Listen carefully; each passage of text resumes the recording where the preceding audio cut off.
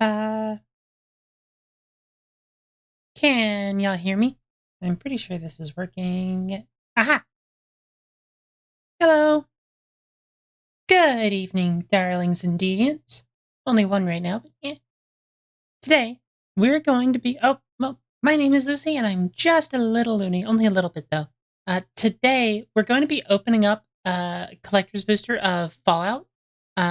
Mostly because I like... it's part of the whole Boxmander thing that I'm doing for the year. And collector's boosters are the only, like, sealed product that you can buy with it.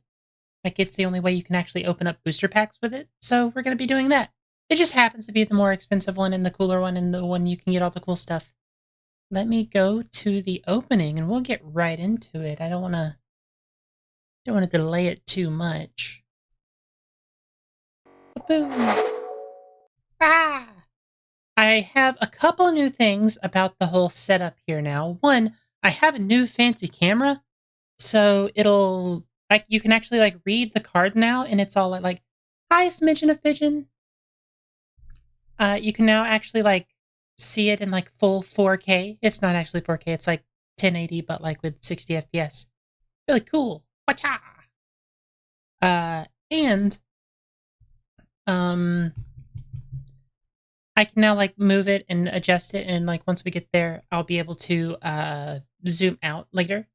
And the more important thing, in my opinion, one thing that I came up with like 10 minutes before the stream, so I'll need to like do this after I stop going live. I'm going to see about uploading the entire collection that I have so far. Might take a while, but like, you know, it might be a fun thing to do. Upload the entire collection that I have. And if you guys think that there is a better deck in the whole pool that I have, you can build it on like Moxfield or something and send it to me, and I might play it on stream if I think it's based enough. So, I don't want to waste you guys' time because I'm really excited. The things that we're looking for in here, for monetary value, we're looking for the serialized bobbleheads because those would be really cool. But on the other side, we're looking for just legendary creatures that are 3 or more colors so that we can build around some of the cool stuff. I kind of really want Gavin Presley. I don't remember his name. The guy who makes settlements. That would be really cool. I think he'd be cool to build around in Boxmander. But also, Soul Ring and Arcane Signet. Those are the 2 big ones. Because right now, we don't have access to those because they obviously weren't printed in Ravnica Remastered or Preston Garvey. I got the name so far wrong. Here's the thing. Whenever I play Fallout 4, I don't really go for the Minutemen because I want to get to Diamond City and see Piper as soon as possible because she's my favorite. So I kind of just like do his stuff as fast as possible. And I don't think I've actually finished Fallout 4 ever. Mostly just because the story kind of loses me halfway through. I'm a New Vegas kind of girl. So, as you guys all know, we have the best way to open to free this booster box from its plastic prison is a knife. Let's get it open. And let's get right on into it. I'm really excited. I really want a serialized luck bobblehead. I think that would be like the best thing for me specifically. I also have never opened a collector's booster box of stuff that like I can actually, you know, use. I've mostly opened... the one other collector's box I opened was Unfinity because I am on brand if nothing else. Collecty boosties! Okay, let's put those off to the side. Fortunately or unfortunately, depending on your perspective of reality, the boosters will not be... the booster shells will not be invading my realm because there's only 12 of them. So let's get right on into it. I'm super excited.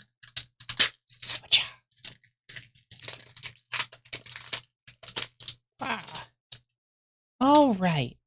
First off, we have this isometric island in foil. These are so pretty. We have Wake the Past. That's a solid first hit. Return all artifact cards from your graveyard to the battlefield. They gain haste until end of turn for 5, a red and a white. Love that one. Ooh, this is a Surge Foil Talisman of Conviction. That's really good. These are the mana rocks that we want to get a hold of. Where do I put... How do I organize these?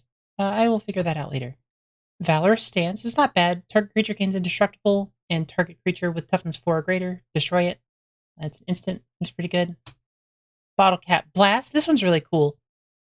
Improvise, deal 5 to a target. If excess damage was dealt to a permanent this way, you make that many tapped treasure tokens. Inspiring Call. Draw a card for each creature you control with +1/+1 counter on it. Very good for counter decks. Almost perfect. Enchanted creature is base power, toughness 9/10, and has indestructible. If we get the dog meat, this would be really cool. Clifftop Retreat. We love lands. We got a lot of red-white stuff, so if we open a red-white legendary, that'd be fantastic. Aradesh the Found. Actually, I think we might have a red-white legendary, actually. I'll need to just take a look at that. Whenever a creature you control attacks, if it's enlisted a creature, this combat, that creature that attacked gains double strike until end of turn. If that creature's power is 4 or greater, draw a card. Woodland Cemetery. Very good black-green land. Overflowing Basin. I think these are new to Fallout. Someone correct me if I'm wrong.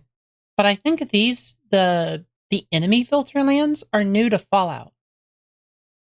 I could be wrong, but... Temple of Deceit. Temples are good. Vault-Tec did some not very nice things.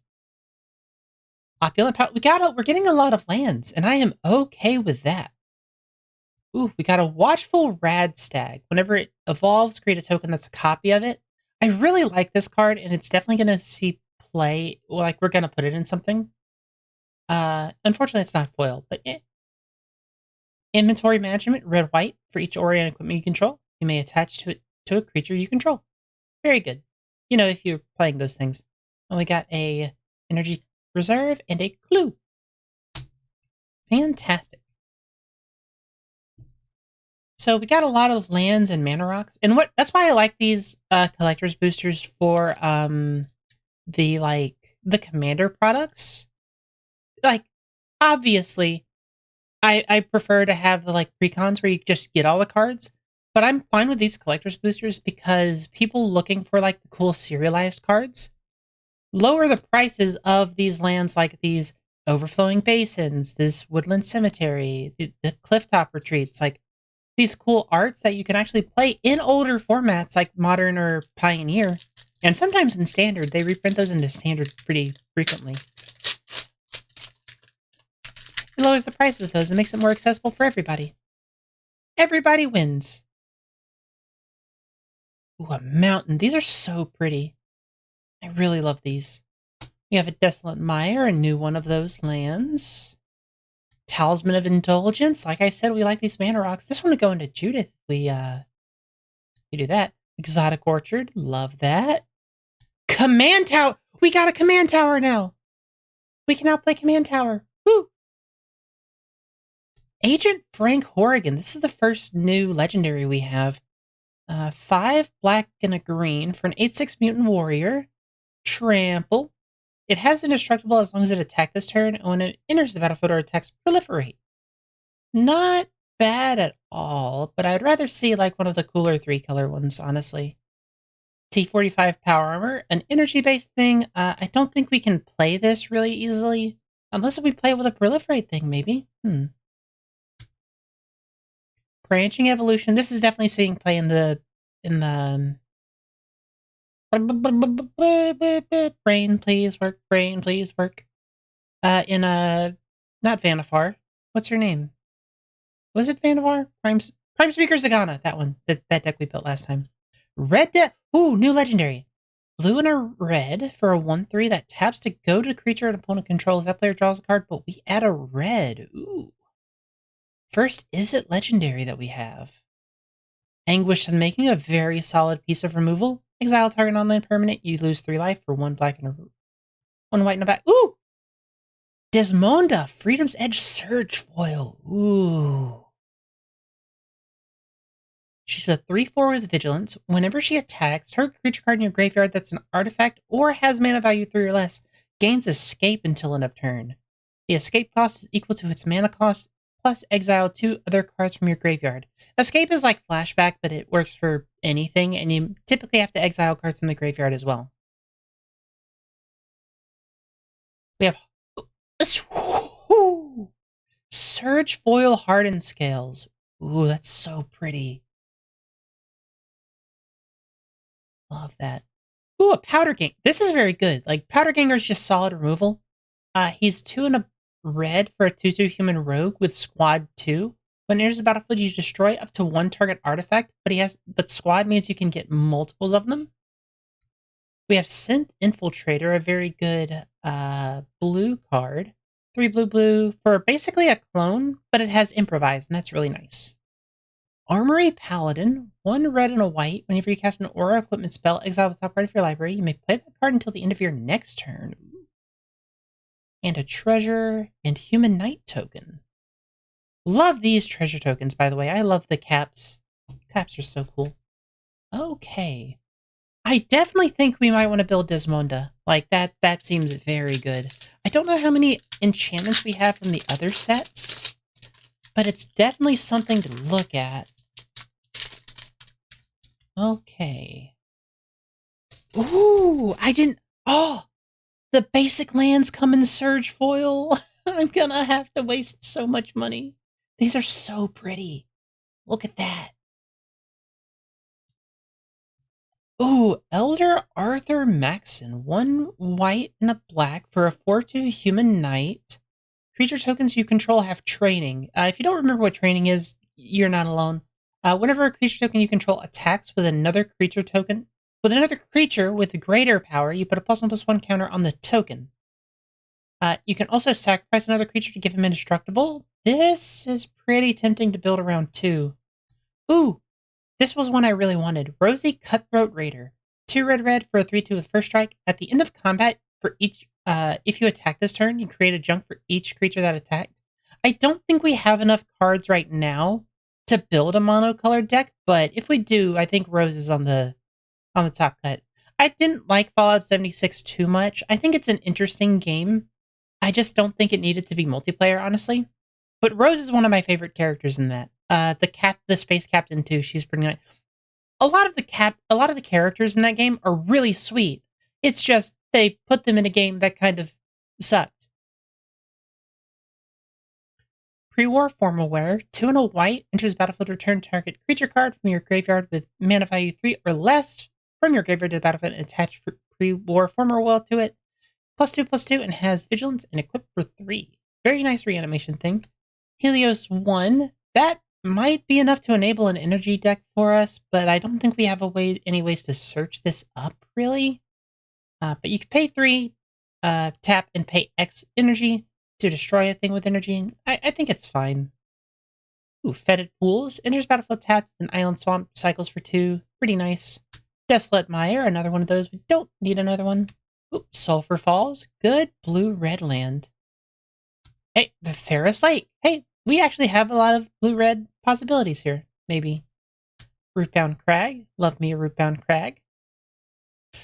Piper! Woo! We got the Surge Foil Piper! Ooh, it's so pretty! And it's the borderless one. Ooh. 1 and a blue for a 1/2. Whenever she deals combat damage to a player, you investigate that many times. And if you sacrifice a clue, you get a +1/+1 counter on target creature, so she buffs herself up a bunch. We have a Prairie Stream. Prairie Stream is good. We're getting a lot of dual lands, which kind of enables us to build more decks, which is what I like a lot. We got a Surge Foil, borderless Frank Horrigan. That's nice. We got the Queen! We got Ayula, Queen Among Bears, but in the form of Ruzka, Terror of Point Lookout. 1 and a green. Whenever another bear enters the battlefield, you can either put 2 +1/+1 counters on a bear, or a target bear you control fights target creature you don't control. We got a Surge Foil, Watchful Radstag. And ooh, a foil Radiation token. And a Robot token. Fantastic. I love these. It is Inquisitor Eisenhorde 2.0. I I think Inquisitor Eisenhorn has a little bit more to it, but Piper definitely goes in that deck. And I like Piper more than Inquisitor Eisenhorn. He did not do a lot to get me out of the jam in the last couple months. He did not pick up my phone calls. We have a basic foil planes. Now that I know that they come in surge foil, I'm actually disappointed when they're only in regular foil, but c'est la vie. We got a Sunken Hollow, a blue-black land. Enters tapped unless you control 2 or more basic lands. We got a Soul Ring! Woo! We have Soul Ring now! We have access to Soul Ring! We can play Soul Ring, and it's really pretty. Yeah. We have a Gunner Conscript. 1 and a green for a 2/2 with trample. It gets +1/+1 for each aura and equip attached to it. If it dies, if it was enchanted, make a junk token. If it was equipped, you also make a junk token. Be nice. Another Sulfur Falls. Another Command Tap. Ooh, and this one's Surge Foil. Ooh, pretty. Yeah. Another pre-war formal wear. Open the vaults. 4 white, return all artifact and enchantment cards from all graveyards to the battlefield under their owner's control. A foil Duchess Wayward Tavern Keep, 3 and a red for a 4/3 human citizen. Whenever a creature you control deals combat damage to a player, you get a put quest counter on it. Then you remove a quest counter to make a junk token. Mantle of the Ancients, 3 white for enchanted creature you control. When there's a battlefield, you return any number of target aura and or equipment from your graveyard attached to the enchanted creature. Notably, this gets around like ward and stuff, so that's pretty interesting. And it gets +1/+1 for each aura and equipment attached to it. Includes itself, so it gets 1/1 by default. A Surge Foil Junk Jet, 1 and a red. You make a junk token when it ETBs. You sacrifice an artifact and you double target creature's power? That's kind of insane. I don't know if we have a lot that can deal with artifacts, but that's not bad. Stolen Strategy. That's a really cool one too. 4 and a red. At the beginning of your upkeep, exile the top card of each opponent's library. Until end of turn, you may cast spells from among those exiled cards, and you may spend mana as though it were mana of any color to cast those spells. Yank their stuff. Surge Foil Nightkin Ambusher, 2 blue-black for a 4/4 mutant warrior. Ward 2. Enters the battlefield, target player gets 4 rad counters, and it can be blocked as long as the defending player has a rad counter. That's actually kind of insane. A 4/4 that can't be blocked is kind of nuts. Ooh, this is a nice open in general. Prime Mirelurk Queen is the Fallout version of a Hullbreaker Horror. 5 blue for a 7/8 Kraken Warrior with Flash. It can't be countered. Whenever you cast a spell, you choose up to 1. Either return target spell you don't control to its owner's hand, or return target non-land permanent to its owner's hand. Very, very good. And a foil Fallout Frame Kaisar Legion's Emperor. 1 red, white, black for a 4/4 human soldier. Whenever you attack, you may sacrifice another creature, and when you do, you choose either make two 1/1 red and white soldier creature tokens that are tapped and attacking. You draw a card and lose 1 life. Kaisar Legion's Emperor deals damage equal to the number of creature tokens you control to target opponent.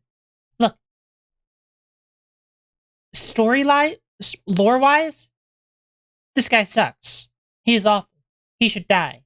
And he is actively dying. Mechanically, though, he's kind of cracked. So I should definitely put like the legendaries off to the side. We also get a food token and a soldier token. Let me go ahead and go through these real quick and get all of the legendaries out of the way. I'm probably not playing any of the mono colored ones, but you never know.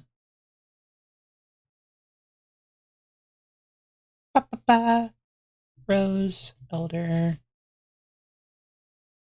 Desmonda, Red Death. I already put out Frank Horrigan.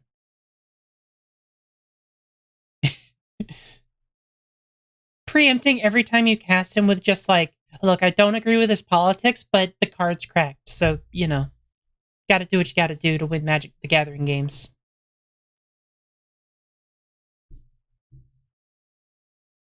Okie dokie. Moving on to the next one.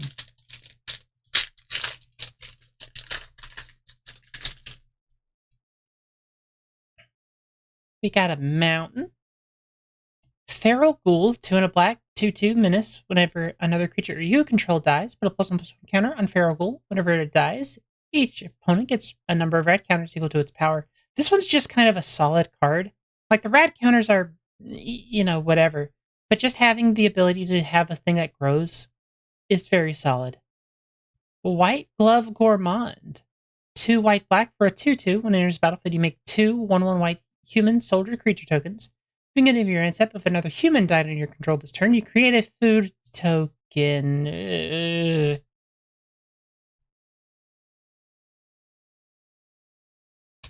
Terramorphic Expanse. I don't think we had these. I think all we had was Escape Tunnel, so having a Terramorphic Expanse is not bad. Rustvale Bridge. It's an artifact land. Pretty solid. But a red-white, so that's another dual land. Harold and Bob, first Newmans. 2 and a green for a 3/3 Vigilance Reach Tree Folk Mutant. When Harold and Bob, first Newmans, dies, if it was a creature returned to the battlefield, it's an aura enchantment with Enchant Forest you control. An enchanted forest has tap, add 3 mana of any one color. You get 2 rad counters. I think it's pretty solid. Ooh, another rose. Biomass Mutation. X, blue, green, blue, X, Simic. Instant. Creatures you control have base power and toughness XX until end of turn. It's fine. Colonel Autumn. We're just opening. I don't even need the Precon deck anymore. I just have all of the Caesar's Legion cards. Colonel Autumn is 1 white and a black for a 2/3 human soldier with lifelink and exploit. Other legendary creatures you control have exploit. And whenever a creature you control exploits a creature, put a +1/+1 counter on each creature you control. That's a lot of exploiting. Sunken Hollow, another one of those. Cass. Ooh, I love Cass. Hand of Vigilance. For 2, a red and a white, you get a 4/3 human ranger with Vigilance. Whenever she or another creature you control dies, if it was enchanted or equipped, return any number of aura cards that were attached to it from your graveyard that were attached to that creature, and then attach any number of equipment that were attached to it to that creature. This card is very good. Like, this is very insane. Like, being able to, like, one of the biggest weaknesses of Voltron strategies is, like, either you have equipment and you need, like, a million ways to, like, make the equip cost cheaper, or you're playing an enchantment-based version of it, and it's weaker because, if your creature dies, you're out of luck. But Cass specifically helps you get around that a little bit. Not only if she dies, but also if anything else dies. Like if your backup plan got killed as well. I love this. I want to build around her so much. I have a Kellen deck that I haven't really tested out too much. I might either try her out in it, not from these, because this is for the Boxmander stuff. But maybe when the Boxmander is over. Who knows? Another Clifftop Retreat. I think, no. Yes, we already opened one of these. But it's a search foil now. Ooh, speaking of good equipment, we have a Bloodforged Battle Axe. 1 mana for an equipment, +2/+0, and whenever an equipped creature deals damage to a player, create a token that's a copy of Bloodforged Battle Axe. This gets out of hand very quickly, especially if you have a way to make that equip cost 0. We have Securitron Squadron. 1 and a white for a 2/2 robot with Squad 3 in Vigilance. Whenever a creature token enters the battlefield under your control, you put a +1/+1 counter on it. Very, very good. Counts itself, too. Ooh, Grave Titan! West Attack Tyrant. 4 black for a 6/6 giant when it enters the battlefield, or attacks create 2/2 black zombie creature tokens. We just have a Grave Titan now. Energy Reserve and a Zombie Mutant. Very, very good. Like that a lot. Love me a Grave Titan. I think we're halfway through now. Yep. Once we finish this one, we'll be halfway through. I think I need to... Did I open any legendaries there? Yes, Cass goes here. Colonel Autumn definitely goes there. Autumn Bob, technically. Yeah. Alright. Search Foil Island! Woo! And it's the isometric one. Very pretty. I think I like the isometric ones a little bit more. I'm not really as nostalgic for Fallout 1 and 2 as some people are. I'm more nostalgic for 3 and New Vegas. But this isometric view is really cool. Guardian Project. Whenever a non-token creature enters the battlefield under your control, if it doesn't have the same name as another creature you control, or a creature card in your graveyard, you draw a card. This card's nuts! Holy cow. Heroic Reinforcements. 2 white, red, and a white. Make 2 1/1 white soldier creature tokens. Till end of turn, creature tokens controls. You get +1/+1 and gain haste. Very good. Idolize. This is a good enchantment. 1 and a white. Enters battle. Whenever this creature attacks alone, it gets +X/+X, where X is the number of non-land permanents you control. Unironically, I think if we actually do end up playing Kaisar, Idolized is not bad in that deck. I don't want him to be idolized ever, but I mean, if it's working. Surge Foil Path of Ancestry. This is so good. So pretty. I love that so much. Cathedral Acolyte, 1 and a green for a 1/2. Whenever each creature you control the counter on it has world 1. Tap to put a +1/+1 counter on target creature that entered the battlefield this turn. I think so. Current plan that I have right now, if we open another legendary that changes this, it might change. But my current plan is we build we keep the Zagana deck that we have right now because we got a lot of good green and blue cards that interact with the synergies there. And then we just because I had a Judith deck and a Teysa deck. We merge those together to make Kaisar. Animal Friend, 1 and a green, enchant creature. Whenever this creature attacks, create a 1/1 green squirrel creature token, and you put a +1/+1 counter on that token for each aura and equipment attached to this creature other than Animal Friend. Very good. I like this one. I like squirrels. Panharmonicon! Holy cow. This is why I'm doing this. I love these sets. I love how much, I love how much they offer for people.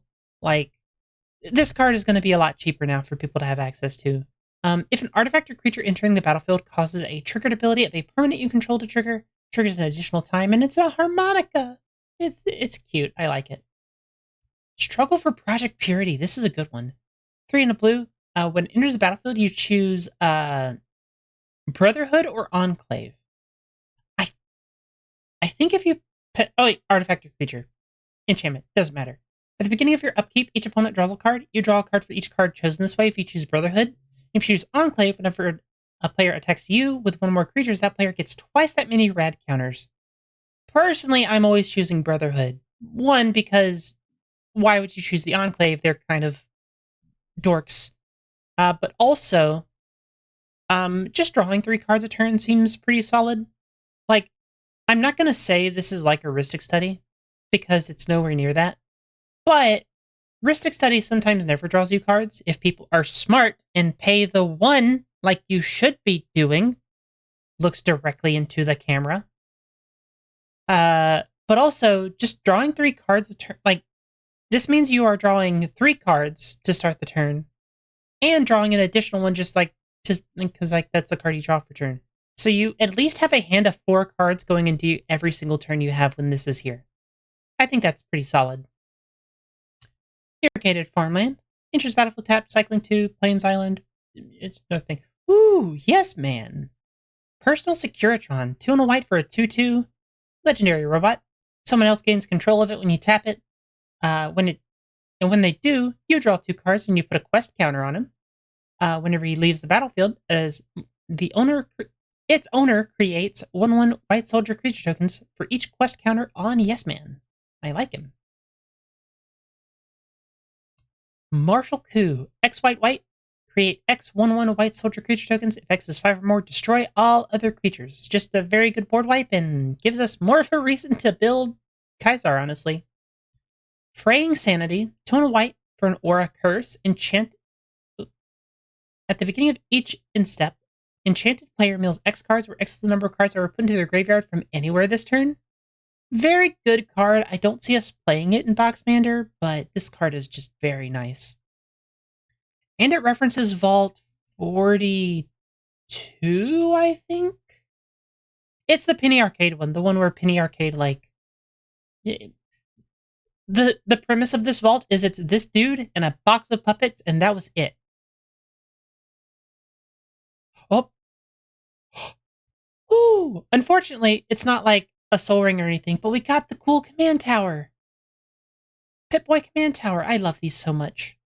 And also, you can never have enough command towers, honestly. We got the Ravages of War. 3 and a white for a sorcery. Destroy all lands? Do we play this? Like... I mean, we gotta, right? I don't know. I'll think about that one. We're putting that off to the side. Don't... Time to be evil. Ellie, you don't need to tempt me.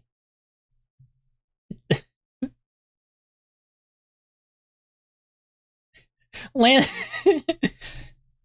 Kaisar says, your lands are a privilege, not a right.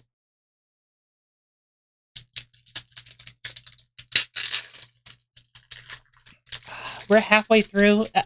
I'm already happy with what we opened. Like, I could be fine with this, but like, you know, might as well get more value.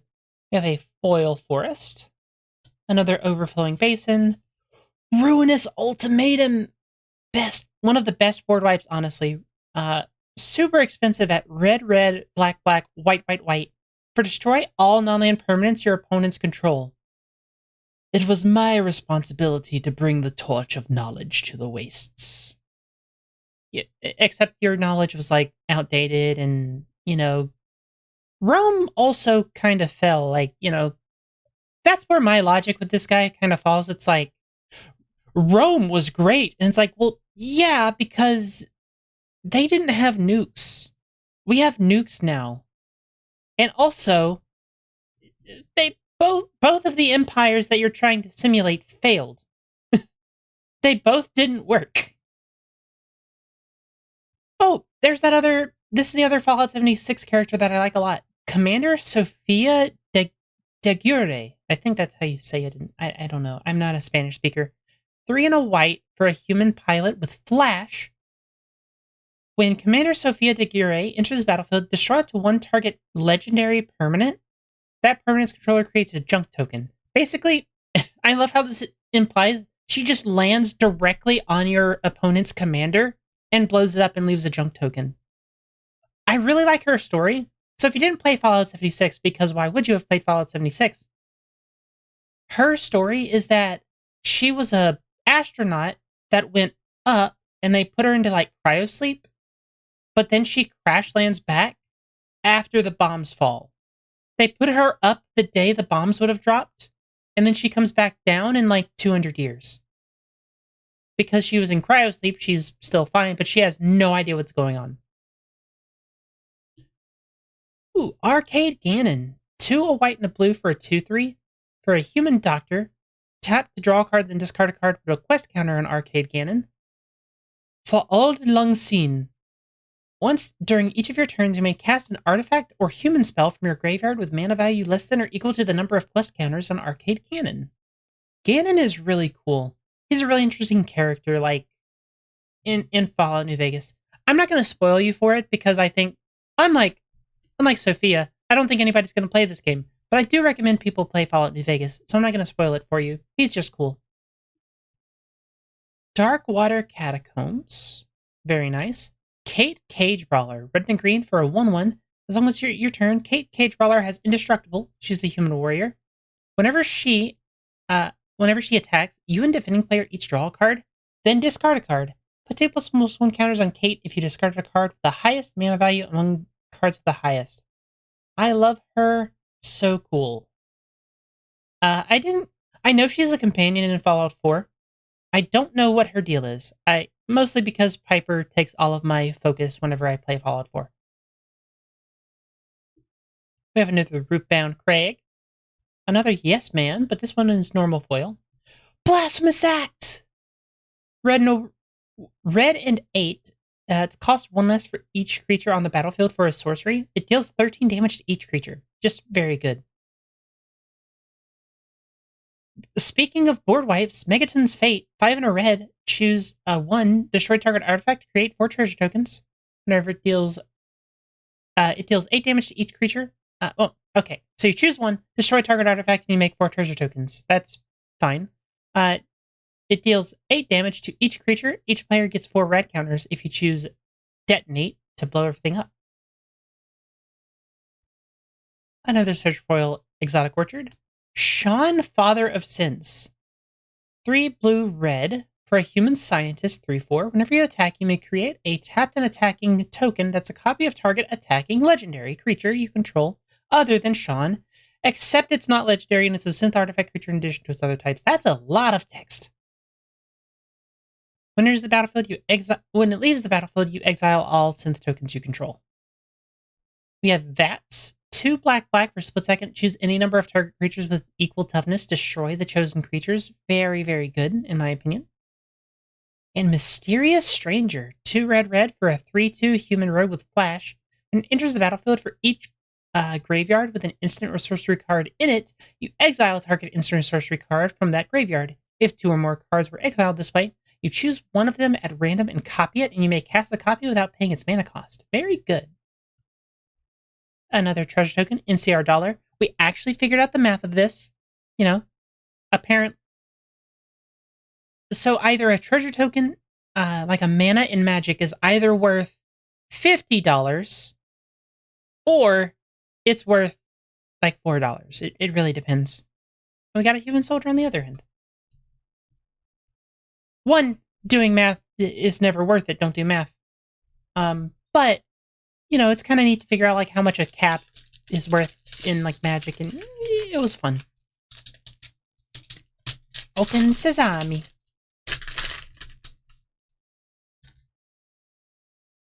Surge foil isometric planes, so pretty. I love them so much. We have a glacial fortress, good blue-white land. Another command tower, always glad to have these. All that glitters for 1 and a white. Enchanted creature gets +1/+1 for each artifact and or enchantment you control. Thirst for Knowledge, 2 and a blue, draw 3 cards and discard 2 unless you discard an artifact card at instant speed. Very good. Mutational Advantage. I think this card is going to end up seeing a lot of play, but I'm not good at that sort of thing. Mutational Advantage, for 1 green and a blue, you can instant permanents you control with counters on them gain hexproof and indestructible until end of turn. And then you prevent all damage that would be dealt to those permanents this turn, and then proliferate. Like, it is very much like, no, everything is done. You cannot kill them.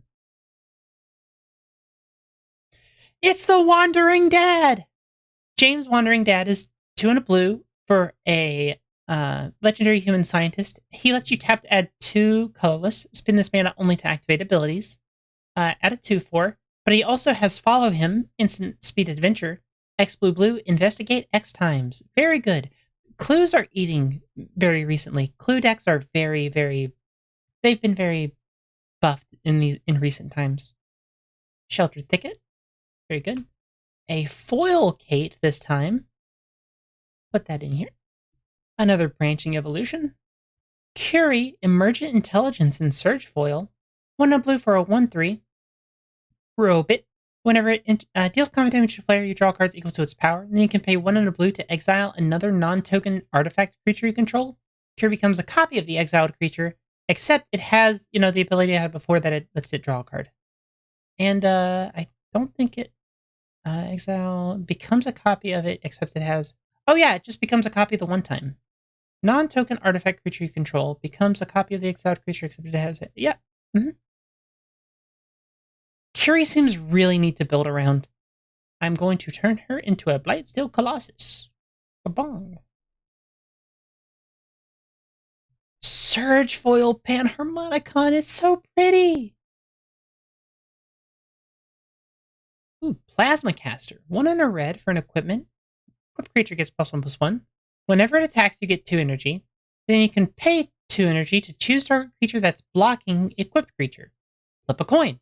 If you win the flip, exile the chosen creature, otherwise, Plasmacaster deals 1 damage to it. That seems kind of insane.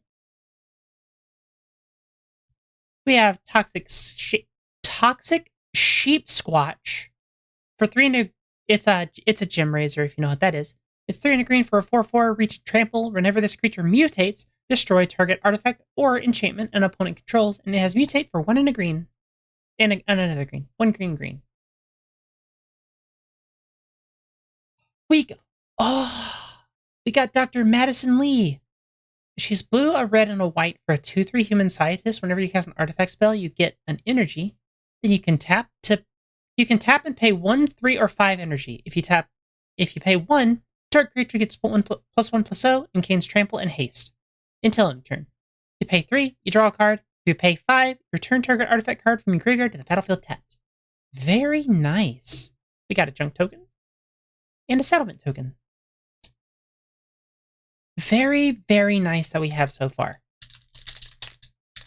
Like, honestly, it's going to be hard thinking of what to build next. Like, this is what I was excited for in the Boxmander, because this set changes the game fundamentally because of like how much cool stuff it gets us access to. Foil Full Art Swamp, another Mantle of the Ancients, Thrill Kill Disciple, 2 and a red for a 3/2 with Squad, pay 1 and discard a card. Whenever it dies, you create a junk token. Very nice. A Temple of Triumph. I think this is like the last red-white land we were looking for, honestly. We got a Treasure Vault. Viridescent Bog. Another Sean, Father of Sins. Another Stolen Strategy. And Tana Farmer. 2 and a green for a 1/4 zombie mutant peasant. Whenever a land enters battlefield under your control, you may get 2 rad counters. And you can tap to put a land in the graveyard that was milled this turn, enters battlefield tapped under your control. I mixed that up very much, but it's basically like he lets you mill himself. For every land that comes into play, you can mill yourself, and then he can give you more counters to keep doing that and keep ramping that way. Ooh, very pretty Dragon Skull Summon. A Surge Foil T45 Power Armor. Captain of the Watch, 4 white for a 3/3 human soldier with vigilance. Other soldiers you control get +1/+1 and have vigilance. When it enters the battlefield, you create 3 1/1 white soldier creature tokens. A lot of tokens. A Myriad Landscape. That's very good. That's colorless ramp. And it's Surge Foil, so it's super pretty. We got Farewell. It's 4 white for one of the best board wipes in the entire game. Exile all choose 1 or more. Exile all artifacts, creatures, enchantments, and graveyards. Push the button. We got a foil Rezica. Nice. Got another radiation counter and a copy token. We have 3 packs left. Still hoping for that serialized bobblehead. And I think that's it. Everything else we've got is permanents are a privilege. Absolutely. Permanents are not guaranteed. Do not think them so. We have an island. Overseer of Vault 76. 2 and a white for a 3/3. Whenever it or another creature with power 3 or less enters battlefield under your control, you put a quest counter on the Overseer. At the beginning of combat on your turn, you may remove 3 quest counters from among permanents you control. If you do, you put a +1/+1 counter on each creature you control, and they gain vigilance until end of turn. Vary in flavor. I don't know why they didn't name the Overseer, but like... Ooh, Surge Foil Ash Barrens. That's very nice. Basic land cycling is very good. Brotherhood Outcast. 2 and a white for a 3/2. Enters battlefield, you choose 1. You either return target aura or equipment card from your graveyard with mana value 3 or less onto the battlefield. Or you can put a shield counter on target creature. Both of those are very good options. I like how they made it to where, like, if you don't have something that you can, like, bring back, it at least is still somewhat usable. Paladin Dance, Steel Maverick, 2 and a white for a 3/3. He's a... Wait, this guy's a synth? I did not know this guy was a synth. Okay. Thanks for spoiling that for me card. Well, you can exile him. Each creature you control that's an artifact or human gains indestructible until end of turn. And he's 3/3 with vigilance and lifelink. Oh. Putrefy, very good. 1 black and a green, destroy target artifact or creature. Can't be regenerated. Just solid to have. I think other cards have like outpaced this by now, but if you need a budget removal spell, it's fine. Jason Bright, Glowing Prophet. 2 and a blue for a 2/3 zombie mutant advisor. Whenever a zombie or mutant you control dies, if its power was different from its base power, draw a card. Most of the time, it's going to be if you either have a lord in play, or if you just have like ++1 counters. Come fly with me to generic and sacrifice a creature. Put a +1/+1 counter on target creature you control. It gains flying until end of turn. Very nice. I just played this quest in Fallout New Vegas because I'm doing another playthrough because I am a degenerate. And this is kind of in flavor. He kind of sacrifices one of his buddies to actually be able to fly. It's not actually sacrificing, the guy's alive, but you know. Cinderglade. Synth Eradicator. 2 and a red for a 3/3 synth soldier with haste. Whenever it attacks, you exile the top card of your library. You may get 2 energy. If you don't, you may play the card that you exiled. This turn, tap and pay 3 energy, deals 3 damage to any target. Very nice. Another martial coup. Over Encumbered. I love this card. 1 and a white for enchant opponent. When it enters the battlefield, enchanted opponent creates a clue token, a food token, and a junk token. It's like, well, why would I want to give my opponent a bunch of tokens? Well, at the beginning of combat on an enchanted opponent's turn, that player may pay 1 generic for each artifact they control. If they don't, creatures can't attack this combat. Yeah. Although if they take extra combats, you're kind of boned. Windbrisk Heights. I didn't know this was in here. That's very good. I like this card. Another Surge Foil Treasure Vault this time. Rad Storm. I don't know what we're going to do with this, but it's a Rad Storm. That's rad. 3 and a blue for an instant with Storm and Proliferate. That's it. I love how simple this is. I do wish they kind of centered the text on these because that would have looked better in my opinion, but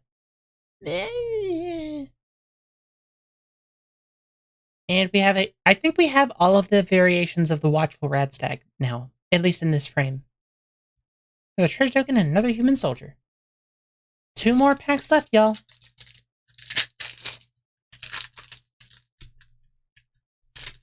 Open sesame. Another island. Smoldering Marsh. Very good. Another martial coup. Dog meat! We got dog meat! For red, a green, and a white, you get a 3/3 doggo. When it enters the battlefield, you mill 5 cards, and then you return an aura or equipment card from your graveyard to your hand. Whatever a creature you control that's enchanted or equipped attacks, you make a junk token. Very good. Best boy. He's so good. Talisman of Conviction, another one of those. Woodland Cemetery. Synth Eradicator. Oh, Sungrass Prairie this time. The Nipton Lottery. For 2, a black, and a red, you choose a creature at random. You gain control of that creature until end of turn. Untap it. It gains haste until end of turn. Then destroy all other creatures. All of them. This is just a 4-mana board wipe. And like, sometimes a creature your opponent controls survives. But sometimes one of yours survives. Especially if you're playing tokens. This card's very good. Drowned Catacomb. Rampaging Yaoguai. For X green, you get a 2/2 with Vigilance and Trample. Enters battlefield with X +1/+1 counters on it. When it enters battlefield, you destroy any number of target artifacts and/or enchantments with total mana value X or less. Very good. Decimate an entire opponent's token board. A Surge Foil Anguish of Making. Surge Foil Tate of Armor. The Wise Moth Man. Oh man, this is going to be difficult. We opened all of the Precon commanders.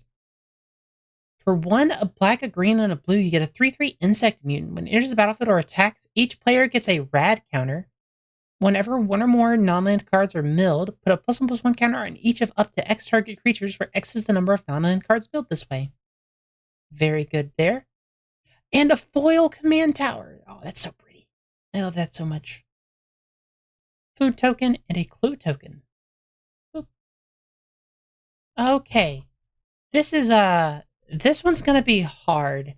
Like, when we only had Caesar available, I was like, okay, it seems fine. But now we have all of the precon commanders available, so now this is going to get a little bit more difficult.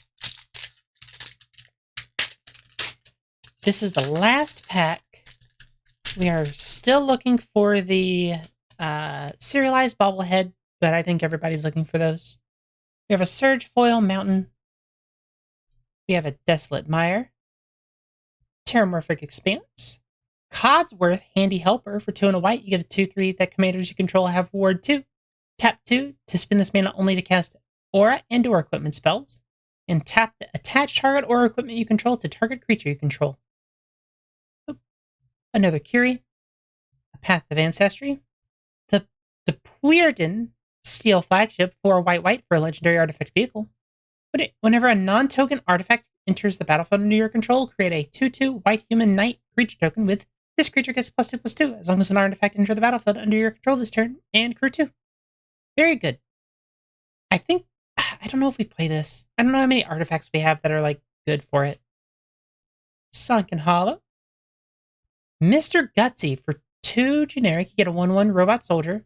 Whenever you cast an aura or equipment spell, put a +1/+1 counter on Mr. Gutsy. Whenever it dies, create a X junk tokens where X is the number of +1/+1 counters on it. That just seems fine. Like, that seems very good. Mystic Forge. 4 mana. You may look at the top card of your library at any time. You may cast artifact spells and colorless spells from the top of your library. Pay 1 to tap and exile the top card of your library. Very good.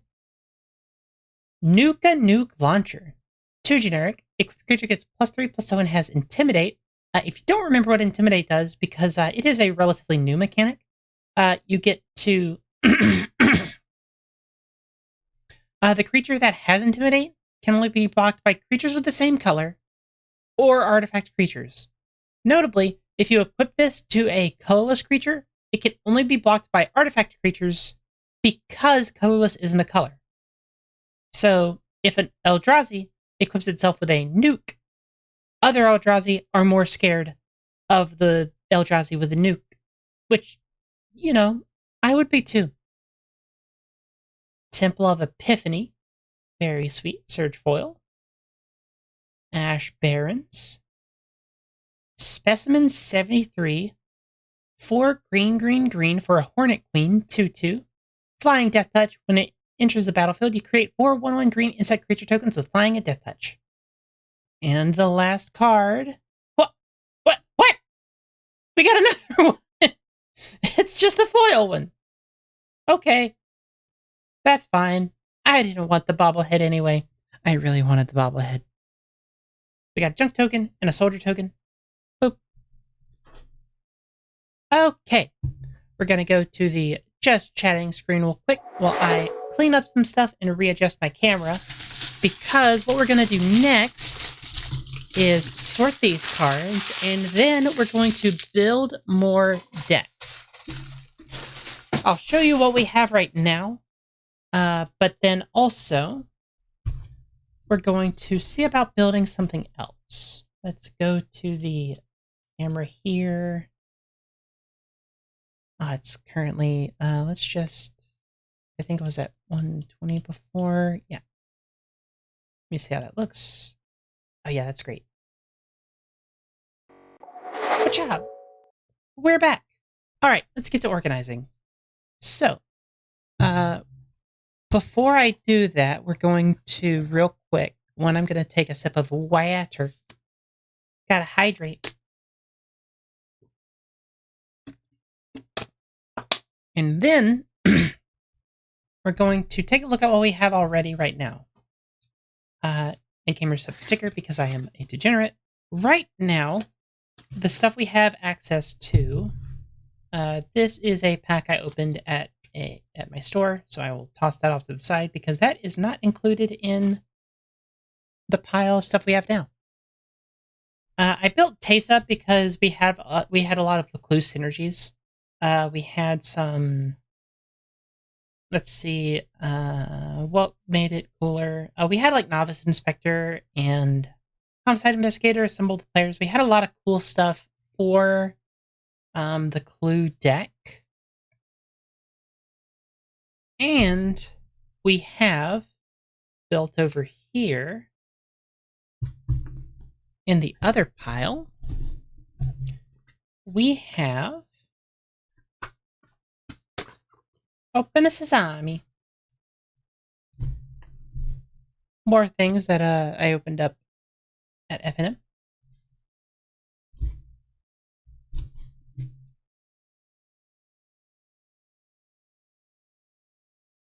Put these off to the side because they are not included. But we have Prime Speaker Zagana. It's just like Simic value, honestly, because that is the easiest thing for us to build ever. It's just Simic good stuff. That's just what it was and will always be, probably. However, we now have access to several 3-color commanders. So let's get to organizing these cards, and then we'll see what to do from there. Got green, colorless here. Let's drop with lands as well. We'll put lands off to the side and artifacts there. Pop, pop, white. Pop. So while I'm organizing, what is everyone's thoughts on Fallout? Like, I think these are a pretty solid home run in terms of, like, whenever they do these precons, I really do like how much flavor they put into these. Like, it really feels like the people who are making these cared about Fallout. Like, some of the bits that I'm like, well, why did you do that? But it's more like, that's just my opinion and how I would have done it differently. So, here's the thing, Pigeon. I think, like, so my disappointments were we didn't get any of the DLC characters. Like, no one from the Big Empty. We didn't get anyone from the Divide. We didn't get Benny. We didn't get Joshua Graham. And that's all just the New Vegas DLC. That's not to mention any of the DLC from 3 or 4. I didn't play that much of the 4 DLC. Ulysses, like these are just easy includes. My bet is that they're saving a lot of those for the secret layers. Calling it right now. At bare minimum, Benny or Joshua Graham is going to be in a secret lair. Calling it right now. Because that would be, one, that's the perfect place to put like, they did it with the Doctor Who stuff, where, like, the special was coming out and they had a bunch of legendary creatures that kind of, like, finally finished the whole set. They did that there. They're probably going to do it here. And if they don't, I would be disappointed in them. Because, like, that's just free. That's free. That's so free.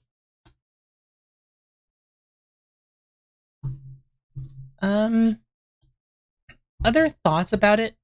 Farewell that we got.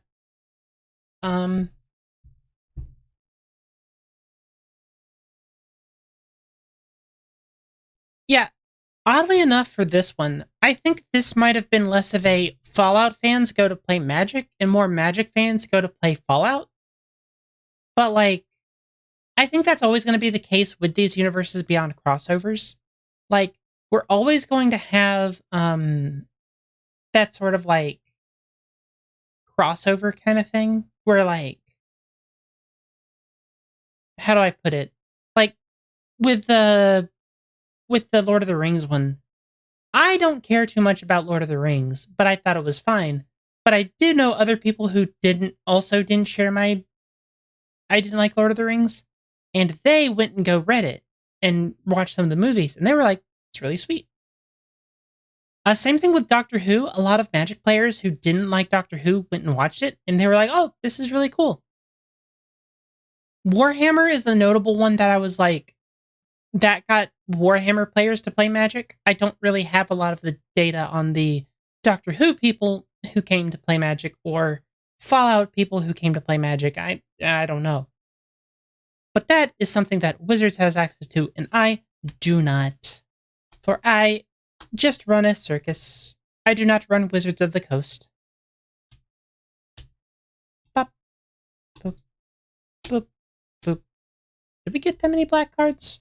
I guess we didn't get that many black cards. I thought we got more.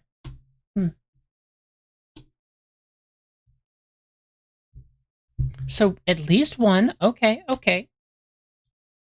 Good to have numbers on this sort of thing.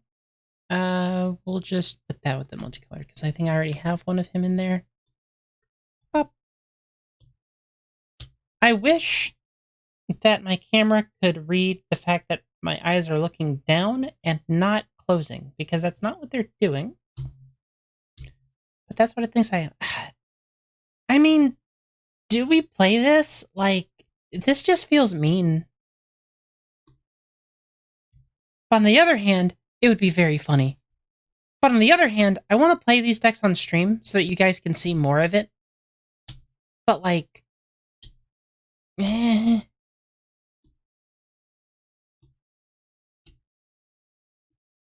it's hard. It's hard to like judge being a jerk. Yeah, I think if we had something to like do with it, like if we opened up like to like not from here, I don't think there's anywhere we could have done anything about it. If we had the option to like Teferi's Protection and then cast it, or cast it then Teferi's Protection, that would be great, because all of our stuff phases out and all their stuff goes away. I am not playing against other Boxmanders, but whenever I tell people on streams like, hey, this is what I'm doing, typically they'll match the power level. I did that before on Beth Queen of Cardboard stream. And it went fine. I mostly lost that game because I just got outvalued. I drew one too many lands. Now I don't think that's going to be as much of a problem because we have better cards. And a Soul Ring. We only opened one Soul Ring though, so we can't use that in multiple decks, unfortunately. That's going to be a bit of a debate of who gets what. Honestly, I think the current plan is we build a blue-green deck of some kind. We'll leave that there. We build a blue-green deck of some kind, and then we build Kaisar. But I'm gonna look through our I'm gonna look through the dudes that we have anyway and see if there might be a better combination. Valor Stance and Wake the Past. Yeah, because like I'd probably play it, and like if I didn't win, like it'd probably just feel bad. We didn't open a lot of black cards, which is interesting. I thought there was more black in these decks. We're in the set period. Right, so let's see. We have... Let's be real. We're probably not playing the 2-color ones. We're not playing Madison Lee. We don't have enough to go with energy. That's a pretty easy cut. Kaisar is definitely a consideration.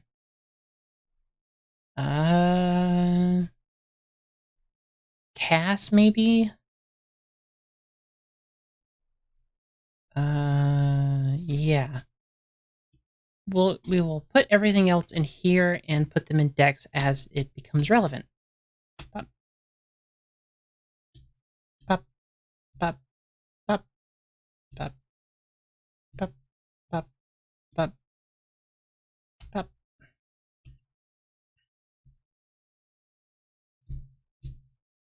there's a lot of rares in here. This is going to be a lot of stuff in the binder now. Okay, so we have the binder. To remind you guys what we have in here, we have stuff like Savra, Queen of the Golgari, Borgrigmos, Tolsimir, Midnight's Light, the Tristani from MKM. We have Judith, remember? We have Krinko down here. And as for cards, we have access to... We have a few Shocklands. The red-blue Shockland. We have the black-white one, I think, and the Breeding Pool. I don't remember exactly. We have Blood Crypt down here. But not really good on showing this on stream, but Sphinx's Rev. We have a lot of the Surveillance. War Leader's Call is a big one for is a good case for a red-white deck. We have 10th District Hero. She's pretty good. Yep, there she is. We have Ill-Timed Explosion for a blue-red deck. We still can't play Leyline of the Guild Pact, and I probably never will. And that's going to get filled up very quickly. So, and in case you're wondering about, like, we have Signets, we have a decent amount of Guild Gates and tap lands. We have a decent swath of removal stuff.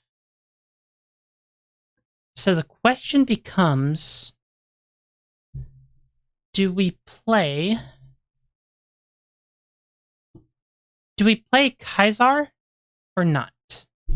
I think the answer has to be yes, because this guy is cracked.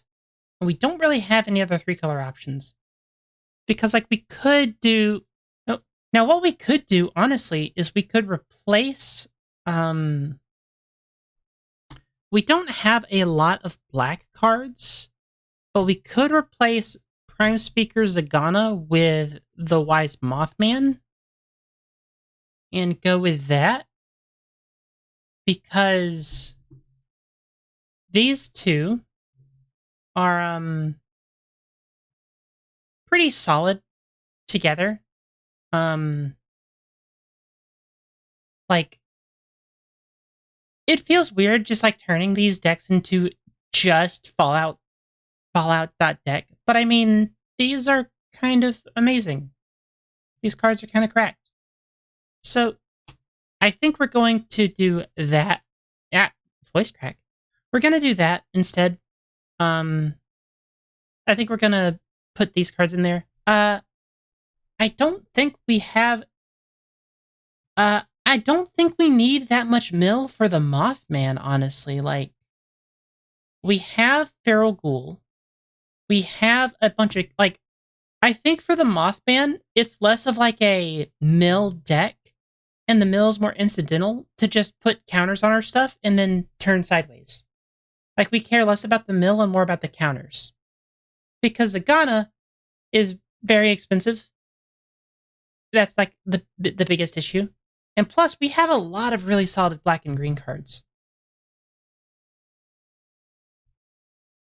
Technically, Pinball, like, Kaisar is how it's pronounced in Latin. Like, it's weird to say it because, like, it's kind of a weird roundabout thing about it. Because it's like, we pronounce it Caesar, but that's wrong, just like linguistically. But the Legionnaires have to be a buttholes about it. Like, it's weird. Like, do you call it by proper English and sound like a smart person? Or do you sound like a fascist? It's kind of a catch-22. Let's see. We had a lot of cool black-green cards, I thought. Like, this also lets us play the blue-black cards that we got for the Ravnica sets, and I think that kind of pushes it over the edge for me, because that's just really good. Yeah, I think that's what we're going to do. So what I'm going to do is we're going to set...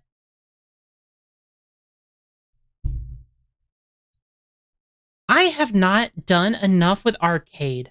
Like, I'm playing through New Vegas again now, I don't have a lot of time to do so because the content creator life is hell. But I say it's hell. I really enjoy doing this sort of thing, but it does take up a lot of time. You don't really understand how much time these sort of things take up until you actually start editing a video. And you're like, well, it looks okay, but if I spend another 5 hours on it, it looks amazing. And then you're like, well, it's got to get released at some point. And then you just end up in that inevitable cycle over and over again. So we're going to start unsleeving these, and we're going to see what cards we want to keep from here and put them in piles here. I'm going to take out the basics because I have been using basics. I've been using the basics from the sets that we've opened as much as possible. I did, unfortunately, I did cheat a little bit and took basic lands that I opened up from Markov Manor and put them into the decks to like make up that discrepancy. Because, I mean, what else was I going to do with them? And like, I would have gotten there eventually. And now I can replace these with the full arts. So I tried this out. The branch of Vitukazi is just like a unique, like little, a cute, quirky thing. It didn't work that well. It wasn't that good. It was just kind of fine. Deadly Cover Up, as much as I thought like it would be as like degenerate as like sometimes you get their basic land, that hardly ever happens. Like, I maybe cast Deadly Cover Up a couple times. None of them worked properly. We also got better removal spells. Oddly enough, I don't know if we removed Voyager Staff yet. We might, but being able to blink a Grave Titan sounds insane. Oh, you're talking about, these? Yeah, these are like, they're like case files, but they're like really cool. Some of them look better than others.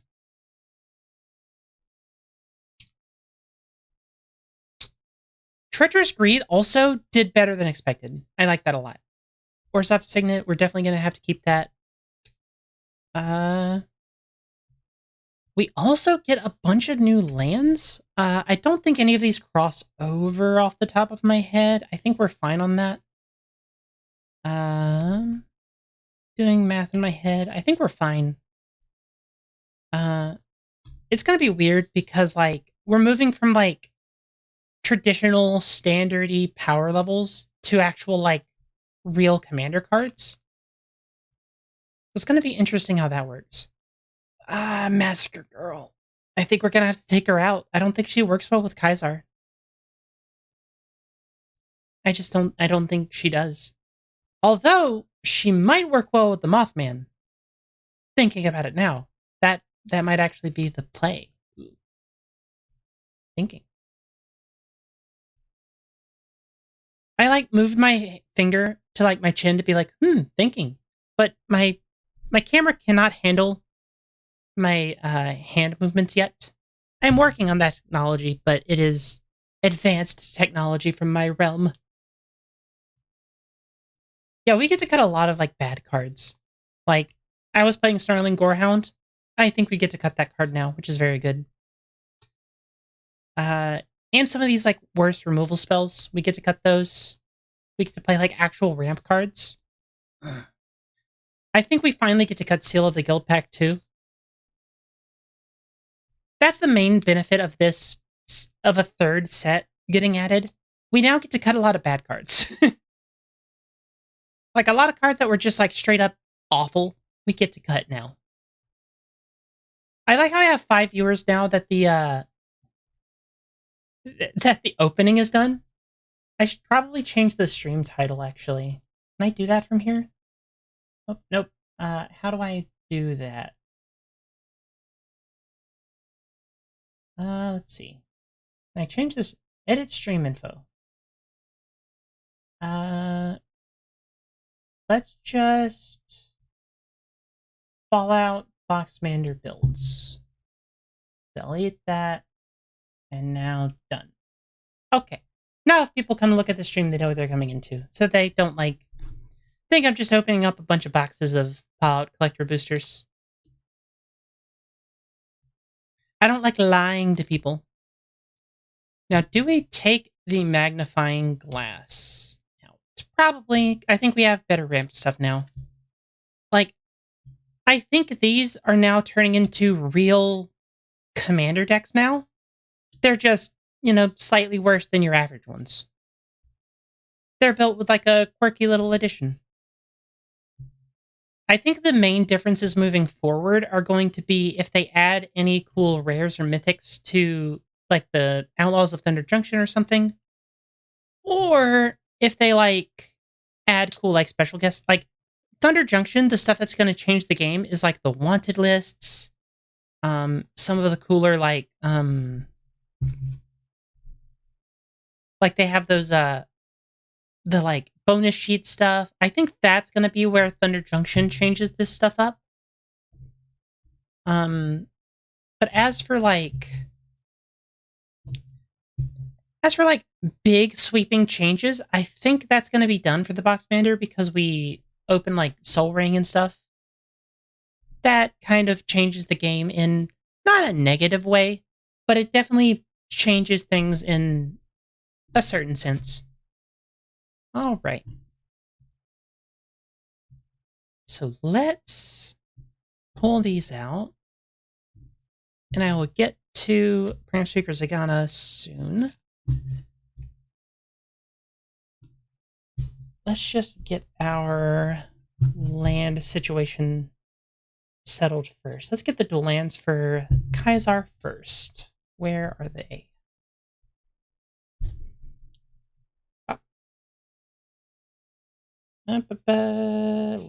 Lands.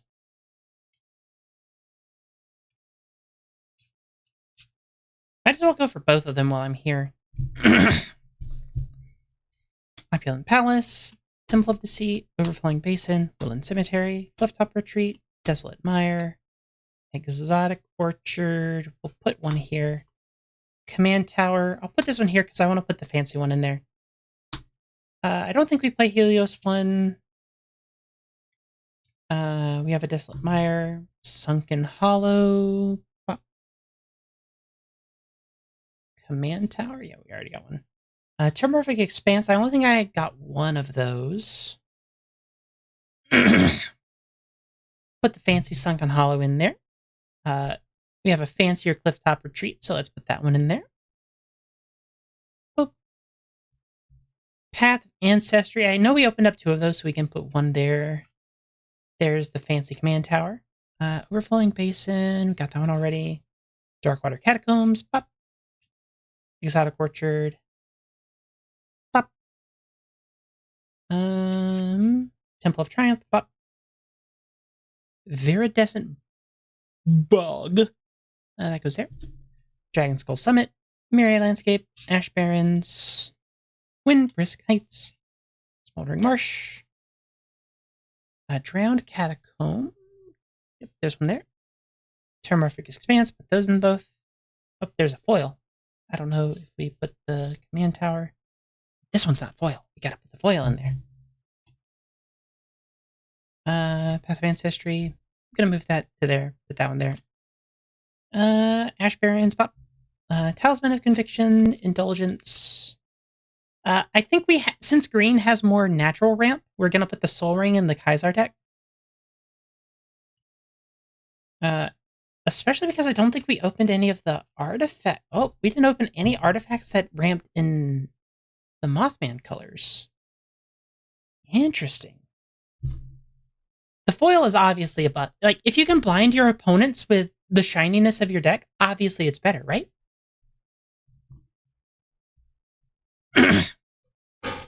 Look, I don't like Kaisar at all as a person. But how he plays, I love just turning cards sideways and making people die. That's just how I like to play the game.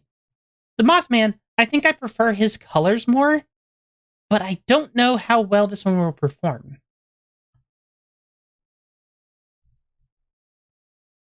So let's see, this is 3 6, 9, 12, 13, 14 lands. 14. I will deal with, let's see. 1, 2, 3, 4, 5, 6, 7, 8, 9, 10, 11, 12, 13 lands.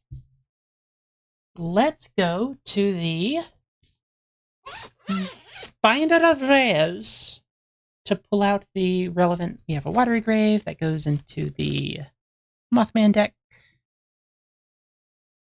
We have a Raucous Theater and a Blood Crypt that goes into the Kaiser pile. Oh.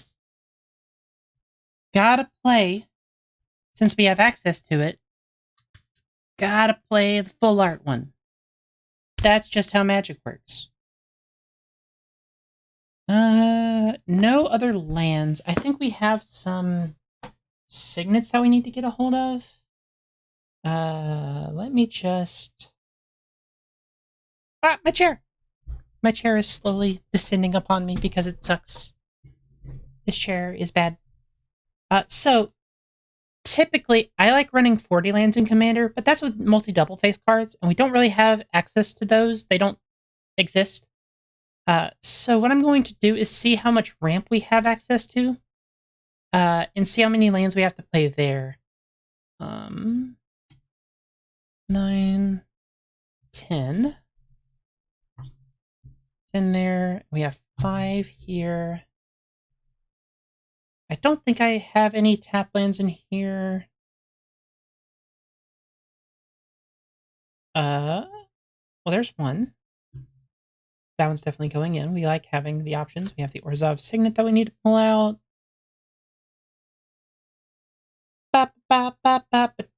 Keeping people entertained as I look through my pile of cards.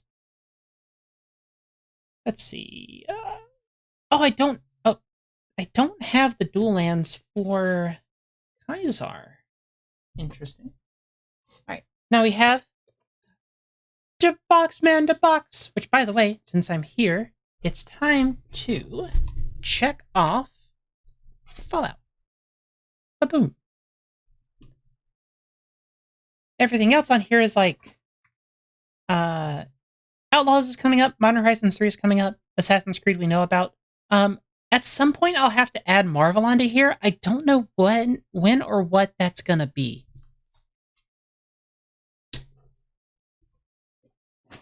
If I update it, you guys will know, because I'll have it posted on like my YouTube community tab or something. Let's see here. What can we add here? Push and pull. We can actually play this because he's Mardu. Put up to 2 target creature cards from a single graveyard on the battlefield. This card actually seems kind of cracked. We're gonna have that off to the side. Is there any Soul Tie cards that we have access to now? I don't know, maybe? Anywhere, somewhere? We do! Flotsam and Jetsam! That's really cool. And did we open an Insidious Roots? I don't think the Wise Mothman makes creature tokens, though. I don't think we can really do that. Like, we can, but I don't think it'll do anything, if that makes sense. Okay, let's see here. We have the Orzhov Signet. We have the Rakdos Signet.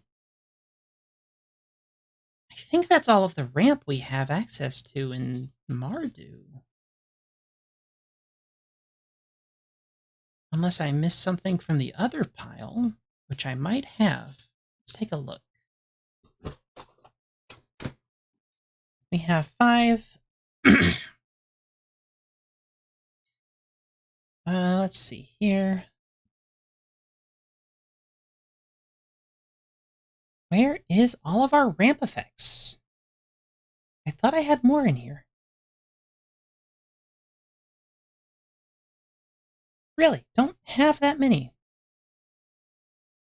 We have a lot of removal. Oh, because I counted this as ramp. We're not playing that anymore. That card's doo-doo. Magnifying glass isn't bad. Turns out we don't get to cut it yet. Unfortunate. Do we have anything else that ramps us? I don't think so. Got the 2 talismans. We got the soul ring. It's possible we might just not need it. Like, I think at that point we just go up to 38 lands. Like, I don't think we worry too much about having a bunch of mana rocks. Especially because we have like a million ways to wipe the board. I don't think we care too much about our opponents. Like, I don't think we care much about ramp in that scenario.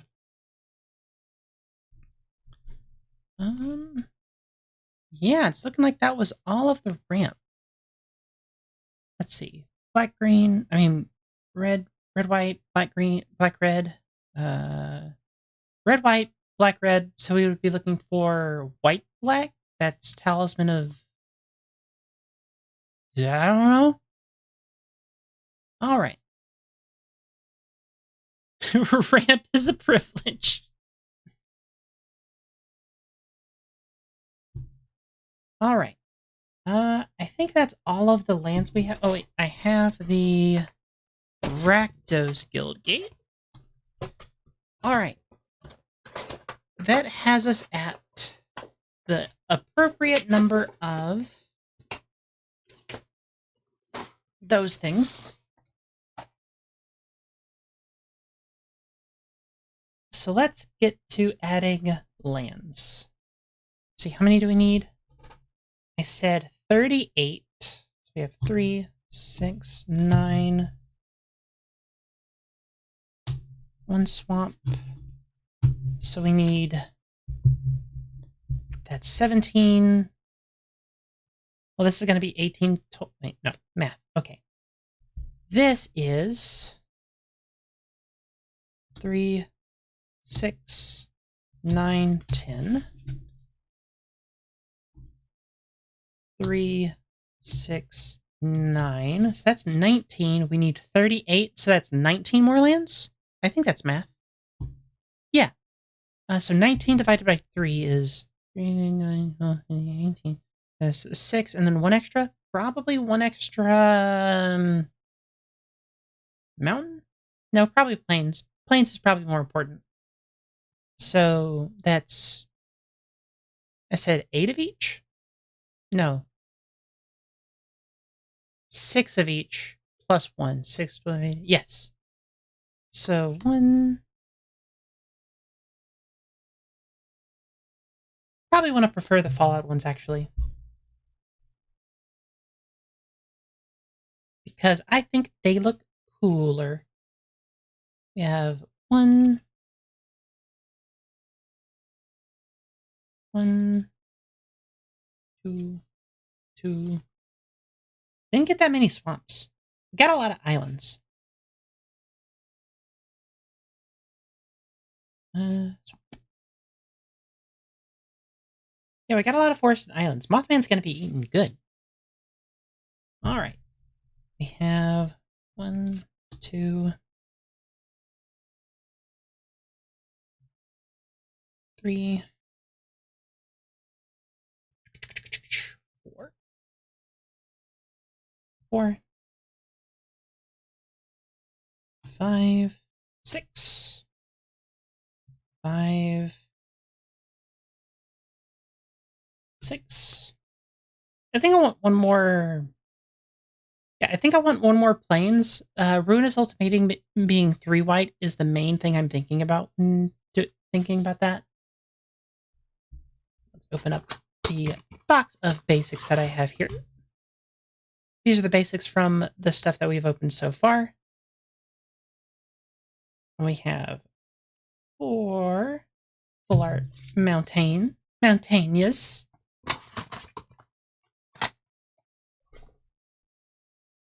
All right. And that puts us at 1, 2, 3, 4, 5, 6, 7, 8, 9, 10, 11, 12, 13, 14, 15, 16, 17, 18, 19, 20.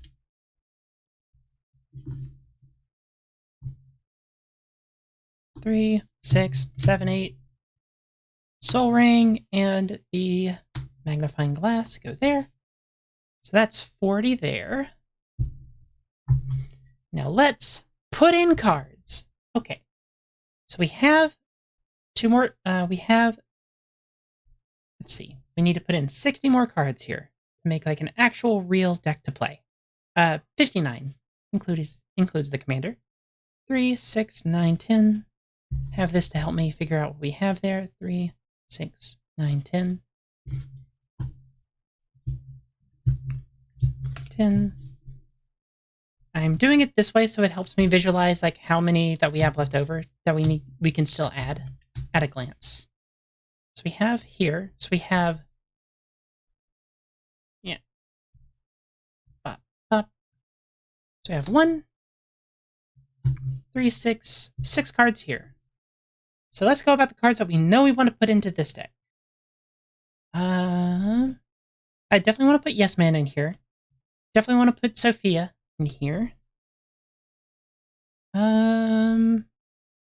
We definitely want Valorous Stance because that's good removal and can protect important creatures. Securitron Squadron because we're going to be making a lot of tokens. That's 3, 6, 9, 10. There we go. It's 10 there. We definitely want Martial Coup. That's a good one. Captain of the Watch, Farewell, Brotherhood. Maybe Brotherhood Outcast. We'll come back there. There's a lot of like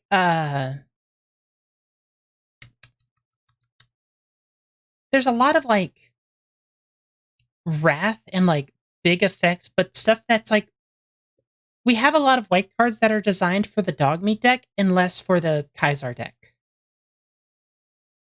For black, we want Feral Gold to go into the Wise Mothman. Grave Titan's going to go there. I think I'll give... We have more than enough wrath effects here. I'll give the Mothman the Vats. Oh, we definitely want Rose in here. We definitely want the Bottle Cap Blast in here. Same thing with the Powder Ganger, probably. Stolen Strategy is probably fine. Blasphemous Act, we definitely want. Megaton's Fate, we definitely want.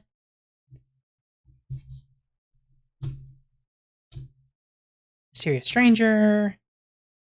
Thrillclaw Disciple. I don't think we want Synth Eradicator. I think it's more for the, the energy deck. Wants that a little bit more than we do. Oh. Here's another mountain. Let's take this out and put in that mountain. Oop. Put that back later. Okay. I know these are 20 cards. Let's just put that on top. Pop. Pop. Kaiser's here. Pop. Alright.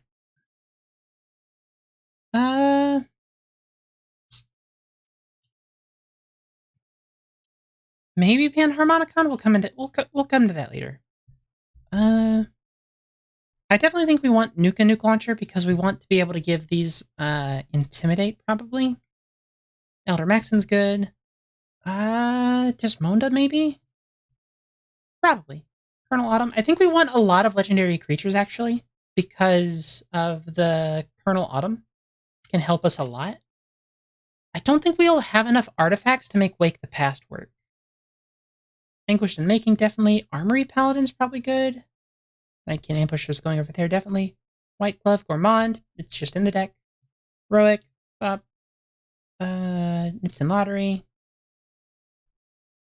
Yeah, definitely those. This puts us at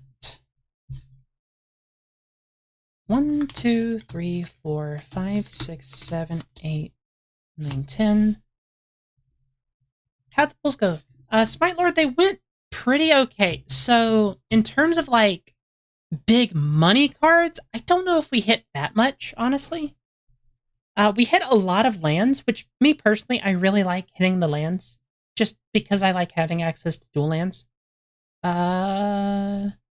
We got a foil Ravages of War, which sounds amazing, but I don't know where I'm playing this at all, ever. We also got a command tower in that frame. I do have the best printing of Dragon Skull Summit that has come out in a long time. This is fantastic.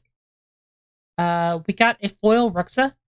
Oh, we got a great Surge Foil Hardened Scales is probably like the best outside of Commander Pool from this set. We got a foil Guardian Project, which, oh, by the way, let's put that over there because we're definitely putting that in there. That card's insane. Other than that, I don't think we got anything too crazy. Surge Foil Command Tower is always nice. Surge Foil Treasure Vault. A non-foil version of this, and we got a foil version of this in the Kaisar deck. Surge Foil Panharmonicon seems pretty spicy. Other than that, nothing too big to write home about. Surge Foil Anguish and Making is probably like the swaggiest version of the Anguish and Making that we have access to in this day and age. Let's see. 3, 6, 9, 10. Okay, we have about 18 slots to fill. We're definitely putting in Divine Invitation because pretty women. We definitely want Liliana because she's cracked. And then we basically just want anything that makes tokens. Unfortunately, no, I did not open Liberty Prime. Unfortunately. We are currently building so what we're doing is we're building the Boxmander decks. I am swapping. We built Teysa before. Well, on stream I built Judith and Prime Speaker Zagana again. But what we're doing this time is we're putting Kaisar's Legion, Kaisar and the Wise Mothman together. The current plan is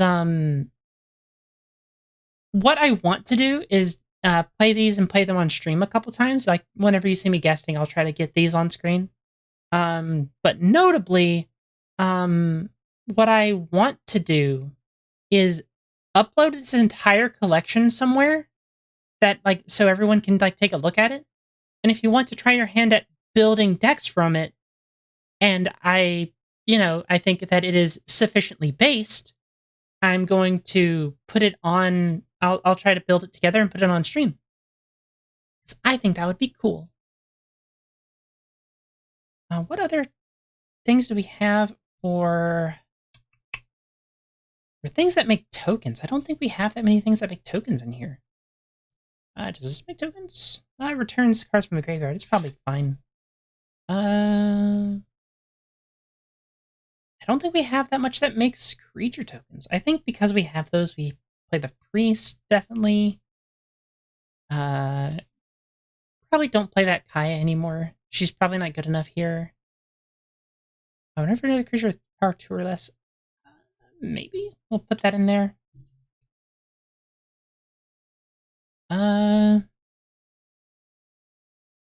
It's possible we might need a bit more removal.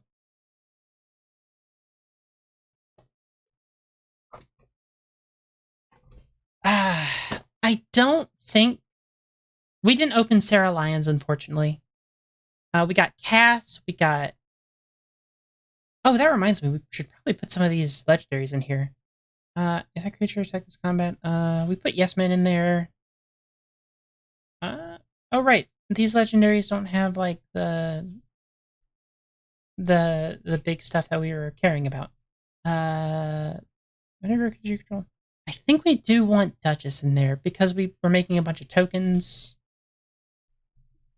And as for the other legendaries that we have access to, we do have. I don't think we play Karlov. Karlov seems kind of bad. But Krinko and Judith seem okay. They both make tokens.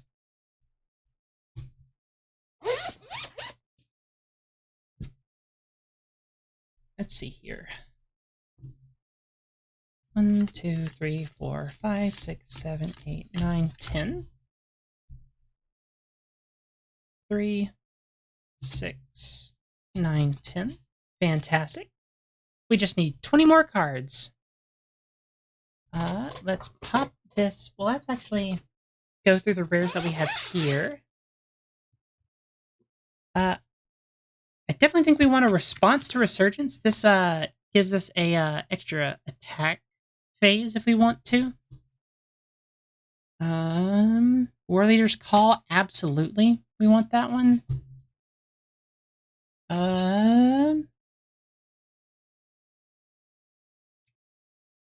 We can just put together the actual precon with an Assemble the Legion. I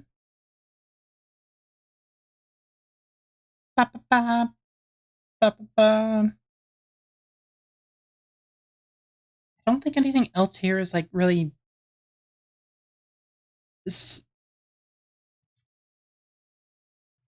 Oh, she's a fantastic commander. The only issue is we don't really have the things that she wants to have access to that make her really good, unfortunately.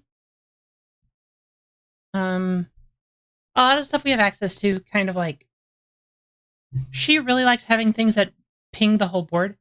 Kellogg? I think so. Unless I'm thinking of the wrong... We did not open Kellogg, no, unfortunately. Kellogg's the... Yeah, he's the guy from the start of Fallout 4 who kills your... He always kills my husband because, you know, I'm playing as a girl. I think we have multiple Dimir house cards, so I can put those in here anyway. Rootborn defenses, definitely, to protect our board. I wonder if I have anything in here that makes tokens. Let's take a look at the red cards that make tokens. If there are any.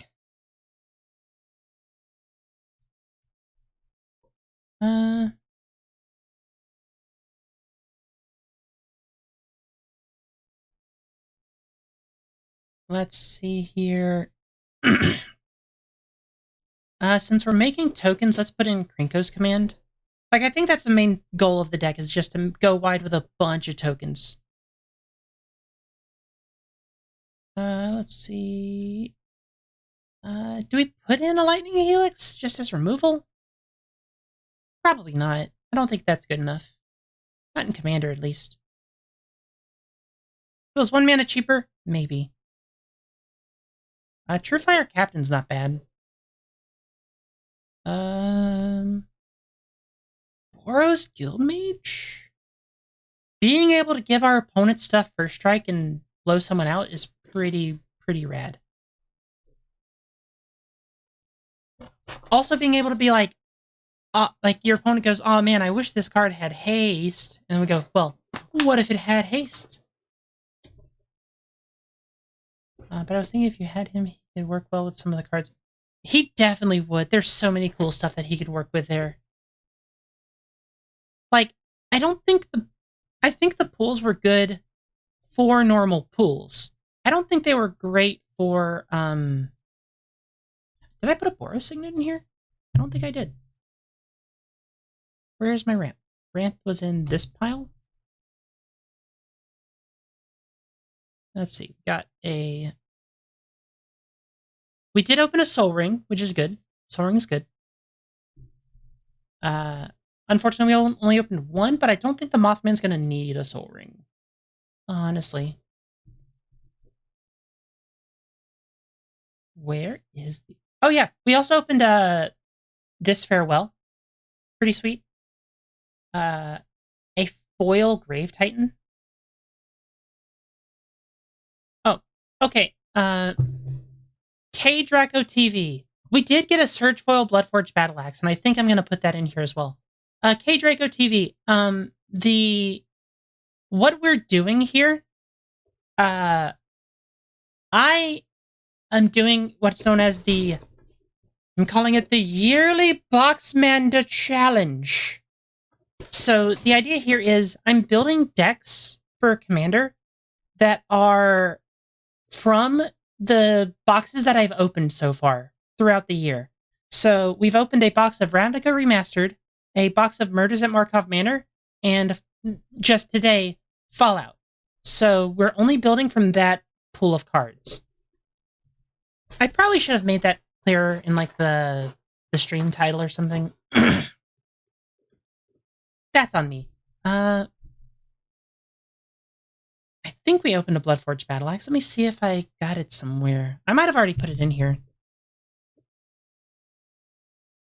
It is a card that kind of just lets you turn any creature into a massive threat, given the game goes long enough. Yeah. Surge Foil Bloodforged Battle Axe. Look at that. It's so pretty. If there's one thing I can say about collector's boosters, these boosters are expensive, but like the cards in it are so pretty. I am not immune to shiny cardboard. I'll admit it. Did I put a... I did put a Demir House card. I'm not sure what that's getting.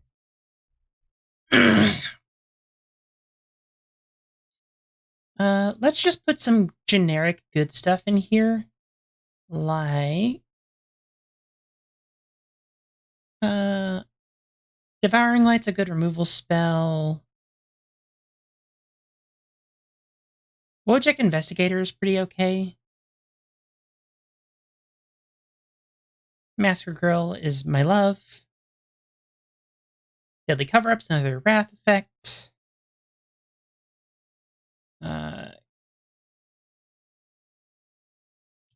Barbed Servitor is actually kind of nuts.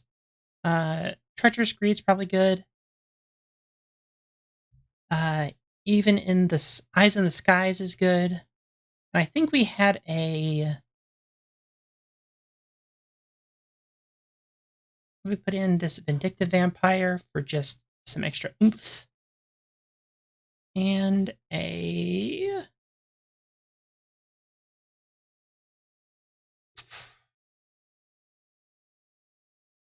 This is where it gets tricky. What do we put in as like the 100th card? I think there might be something better if I dig around in here. I'm looking in the box real quick.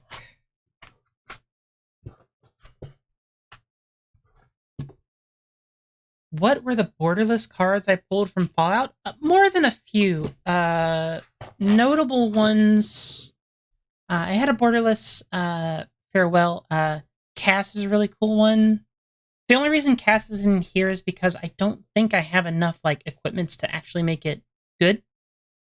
I think we put in the pre-war formal wear though, because I think that can get back a decent amount of things now that I think about it. Let's see. Creature with mana value 3 or less. That's the Wojek Investigator. This Legion War Boss. This Boros Guild Mage. Doesn't hit Kaisar, unfortunately. Hits the Security Crown Squadron. Hits Yes Man, that's funny. Oh, here's the signets. Did I put the Boros signet in? I'm so scatterbrained, I'm sorry. I did not. So that means we gotta cut something.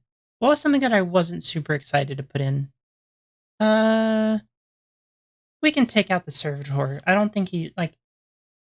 It's fine, but suspecting is a little rough. Yeah, cast card. She's Surge Foil too. And she's actually, like, kind of cracked. Like, this card's kind of nuts. She basically makes it to where, if you put anything on anything, so if you enchant something, if you equip something, anything, and that creature dies, you can move them onto something else. She's very good. Unfortunately, the Veronica card is nowhere near as good in my opinion. I think she's kind of meh. That is the one complaint I will have about this set. They did my girl Veronica dirty. All she really does is like make junk tokens. And her art's not even that kind of indicative of how she is. It's... I'm a bit disappointed. I know some people were okay with it, but like I wasn't a huge fan. Boro Signet. All right. Oh, and we were looking at what this pre-war formal wear got. Gets Maxon, gets this Armory Paladin, gets... Okay, that's more than enough for me. Like, it's fine. All right. Let's do one last count. 1, 2, 3, 4, 5, 6, 7, 8, 9, 10, 11, 12, 13, 14, 15, 16, 17, 18, 19, 20. 1, 2, 3, 4, 5, 6, 7, 8, 9, 10, 11, 12, 13, 14, 15, 16, 17, 18, 19, 20. 1, 2, 3, 4, 5, 6, 7, 8, 9, 10, 11, 12, 13, 14, 15, 16, 17, 18, 19, 20. 1, 2, 3, 4, 5, 6, 7, 8, 9, 10, 11, 12, 13, 14, 15, 16, 17, 18, 19, 20. 3, 6, 9, 12, 15, 18, 19, 20. Fantastic. So that is one deck out of the way.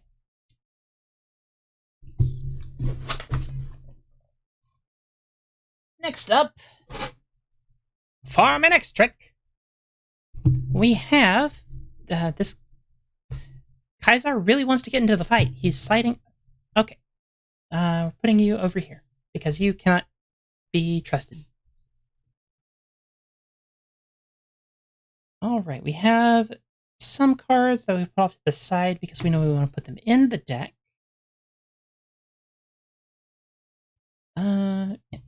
It's the... Okay, we have these. Let's get to unsleeving the Zagana deck.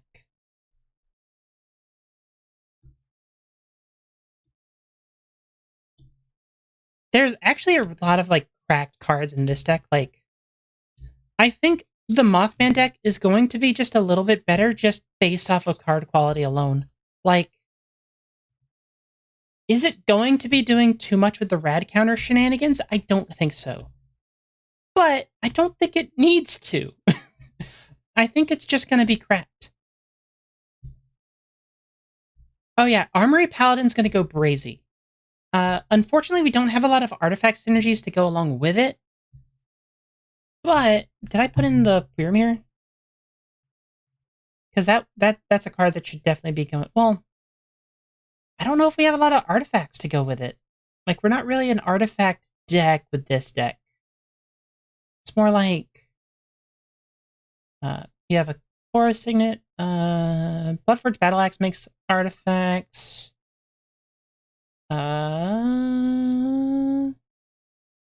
Yeah, we're not really into the artifacts side of it. We're more of like a tokeny strategy. But Armory Paladin also just kind of goes brazy sometimes.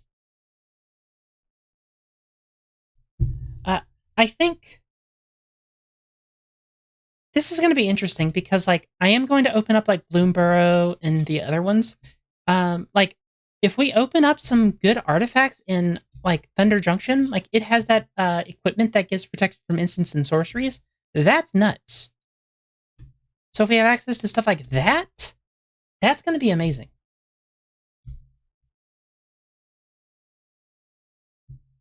Alternatively, if we open up the doo-doo, the decks might not change. Although, luckily enough, with Fallout, we do have access to more lands now. So we could just, like... Yeah, Sarah Lyons would have been really good. Like... Look, I only like 5 characters from Fallout 3. She's one of them. She's really cool. I'm also disappointed we didn't get Moira Brown. Moira Brown is really cool. I like creatures in the command zone that do fancy things. Like, she comes in, like, I love the background Volo, who comes into play and gives you Volo's, like, book that you then keep track of, like, different, you keep track of different, like, creature types that you play. And her giving, like, the quest counters shenanigans, I love that. And also, we don't have a really, like, red-white proliferate deck. And I think that could really be, like, the start of that. That'd be really cool.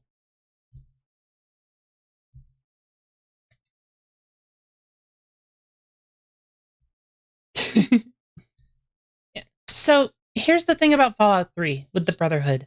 Um, the weird thing about Fallout 3 is that it has the Brotherhood, but it's not the Brotherhood. It's kind of weird. Because, like, and people, a certain Harris Bomber guy, he went off about it. And, like, for the longest time, I agreed with him. I'm like, oh, yeah, Fallout 3 is trash. The story sucks. And it kind of does in some ways, especially when you compare it to New Vegas. But, like, that's like comparing, like, a manga to the Iliad. Like, they exist for different reasons. um the Fallout, like, what they don't typically think about in terms of Fallout is the Brotherhood of Steel that is in 1, 2 in New Vegas was stationed and started in, like, California. The chapter that's in the Capital Wasteland, which is on the other side of the country, is a different chapter entirely. Like, it has different ideals, it has different morals, it has different philosophies, and oddly enough, it is succeeding more because they are open and interacting with people. They're not, like, friendly, but they're not, like, enemies to people. Yeah, I think that's the thing that people don't really realize, because most people were introduced in Fallout 3. The Brotherhood are not good guys. They are, like, the definition of, like, true neutral, in my opinion. They're very, like, this is what we're doing. If you get in our way, we are going to kill you. And honestly, I think that means the outcasts are what the Brotherhood are? I don't know. They do not care who you are, they just want your toaster. True. Truing. They do be wanting that toaster. All right.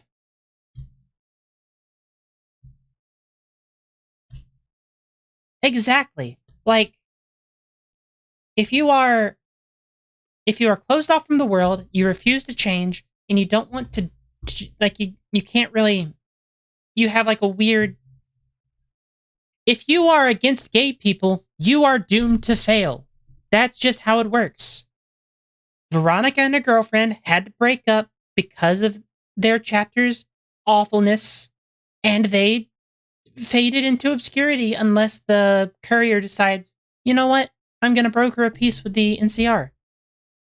And if they don't do that, then they die. Oh, almost missed a forest. Oh.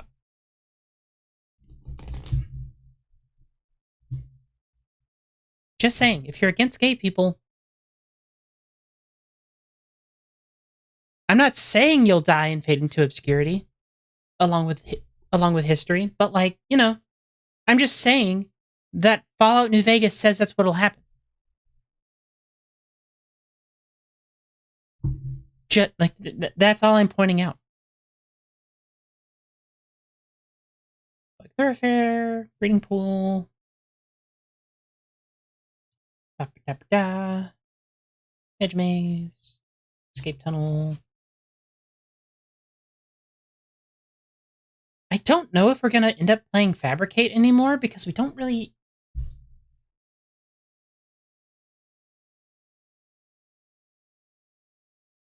In the case where the toaster, I mean, that's not what I was going for, but, like, you know, art is up to interpretation, and technically what I'm doing right now is performance art.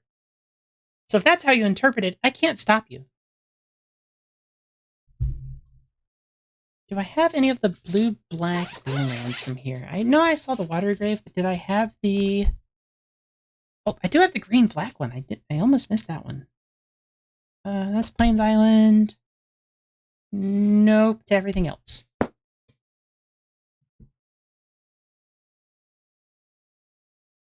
Yeah, I don't know who the Fallout 4 Brotherhood are. Like, that's the, like, big question to me specifically. Like, I don't know what their deal is. not because like I don't know like what they're doing there. It's more of just like a case of like I don't know why they decided, like I don't know where they come from. Because if they're the Capital Wasteland Brotherhood, that's weird. See, I do care how cool his coat is because if you kill him, you get his coat. I don't know if that works. I think he's an unkillable NPC actually, which is even worse. That means you can't get his coat. 2, 3, 4, 5. 1, 2, 3, 4, 5. 1, 2, 5, 5. We got 21. You can kill him. Heck yeah. That's 21. We can actually run less lands here because we have a full suite of ramp. Let's get that settled out of the way first, though. Where did that pile go? Here's the pile. You have to side with the Institute.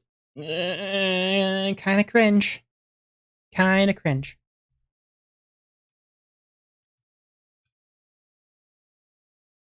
I don't know a lot about Fallout 4. I don't like the Institute. That is the end of that sentence. I don't really like the Institute. They stole my kid. Don't like them. Let's take a look. I think we got better ramp as well for this color combination. Or maybe we didn't. It's looking like maybe we didn't.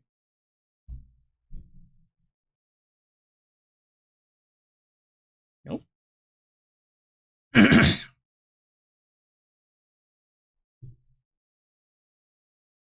Let's see here. Let's go to the green cards. Green cards are typically where ramp goes. Harold and Bob is technically ramp. Huh.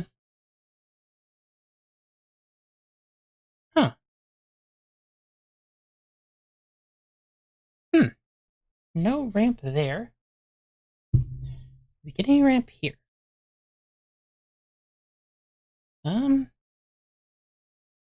No. Doesn't look like it.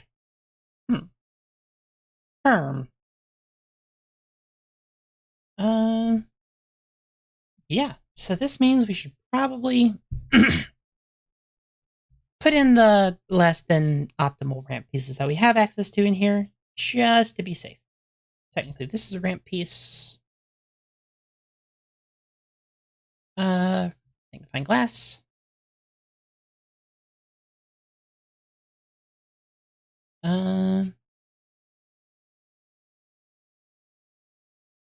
I swear I had other things to ramp with. Unless I am big dum dum. Oh, this is ramp. Boiling Oracle is also kind of ramp. It is also mutant. Rasputin, the Oniromint. That's the Dominaria remastered version of Rasputin, right? 3, 6, 9, and 10. Okay, we have the mana base. Mana base online. Now let's put in good cards.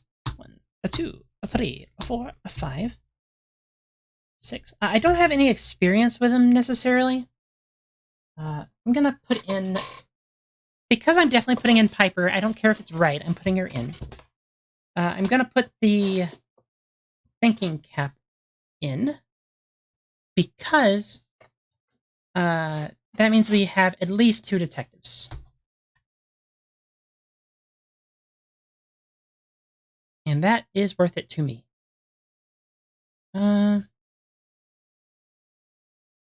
Checking in here as well to see if we have any, like, solid...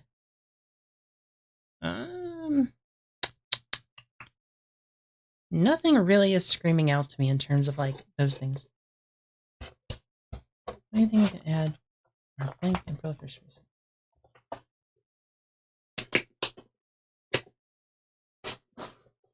Let me look him up real quick.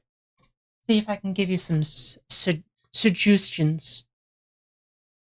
Let's see here.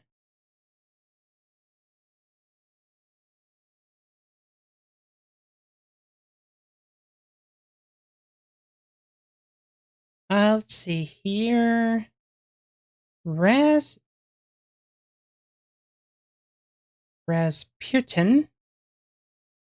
the Neuromancer.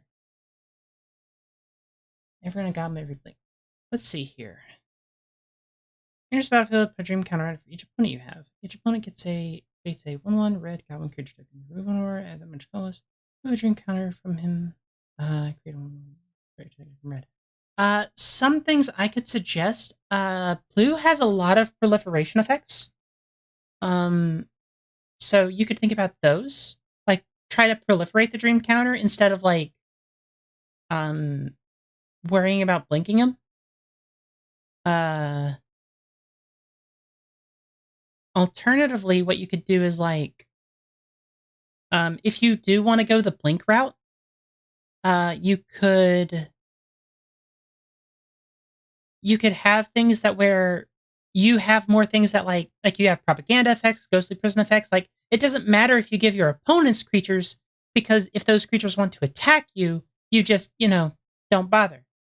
Because like they would have to pay like 3 mana to attack you with any of those goblins, which encourages them to throw those at your other opponents. Just a thought. Let's see here. Let's go through and add the cool cards from these colors.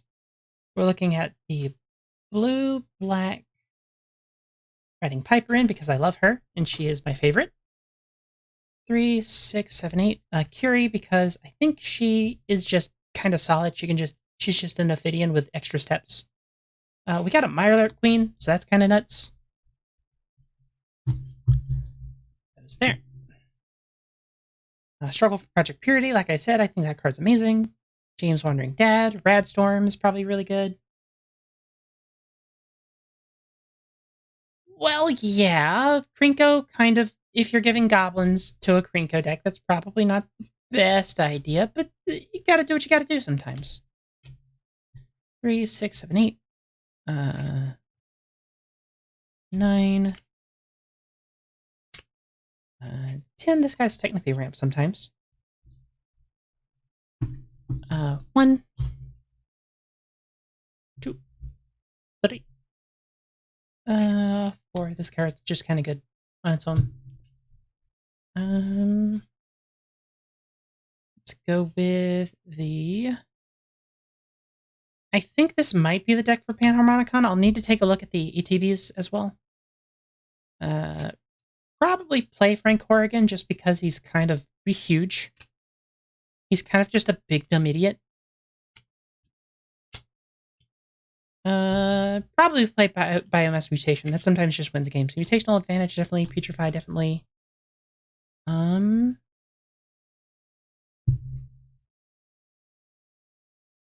3, 6, 7, 8. We'll need to take a look there. He do have mini big. 3, 6, 7, 8. 9. 10 because Cryptic Coat is kind of cracked.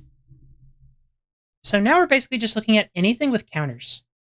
Prophetic Memory gives us counters. We're playing Cyclonic Rift because we gotta. Medium Squirter's good. I don't like calling it. Wait a minute. Did we put in basics? We didn't put in basics. Wee woo, wee woo. I didn't put in basics. Shit. Shit, I swore. I didn't mean to swear. Fuck. Piss. Ah! We're descending into chaos. Let's take a look for the basics. I think we said we had 21. Let's see. 3, 6, 9, 10. This is also 10. 3, 6, 9, 10. It's 20. Everything's falling apart. 21. let's see.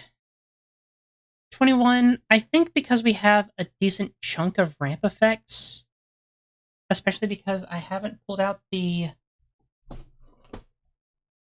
Wait a minute, did I get a copy of my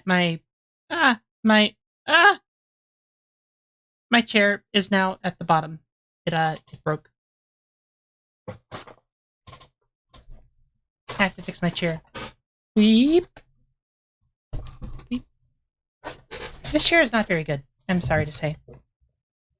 Let's see here. I don't think I put in a Golgari signet either. Nor did I put in, like, I completely forgot to put in the, like, Golgari cards. The Golgari and, what else do we have access to now? It's blue, Golgari and Dimir cards now. Like, Nightveil Predator seems really good because it's, unkillable sometimes. Like, sometimes people just can't deal with a 3/3 with Death Touch and Hexproof.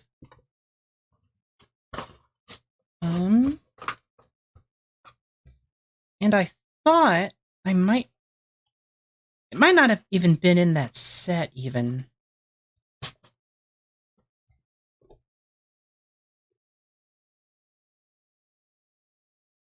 True.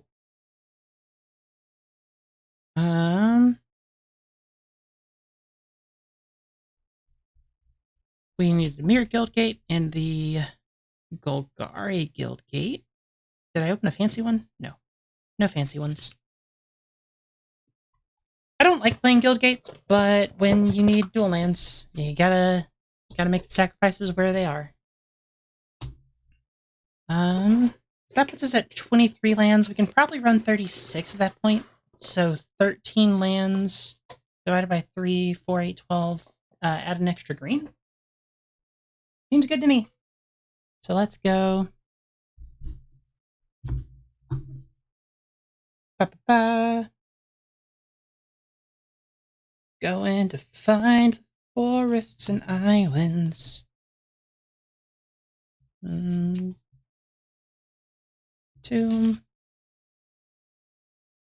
I think that's all the ones there.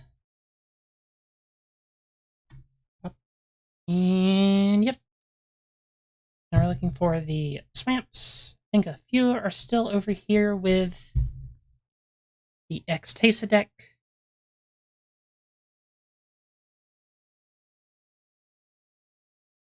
We need 4 of each, I said, and 5 forests.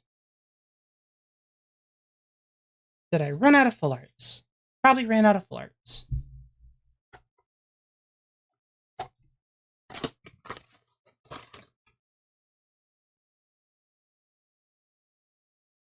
I did run out of full arts, darn it. Let's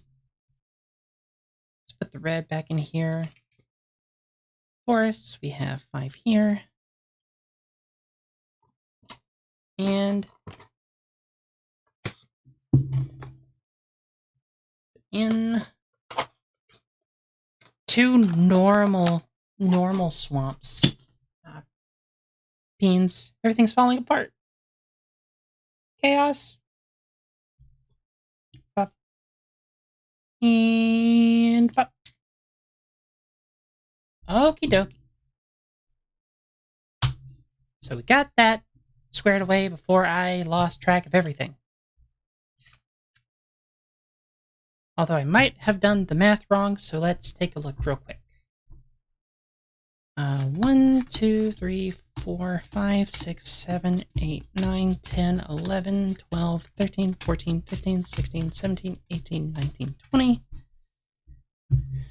21, 22, 23, 24, 25, 26, 27, 28, 29, 30, 31, 32, 33, 34, 35, 36. Fantastic. 36, 37, 38, 39, 40. So that's 20, 20. I think this was a pile of 20 cards. 3, 6, 9, 10, 3, 6, 9, 10. Yep. 6, 9, 10. 3, 6, 9, 10. Math right.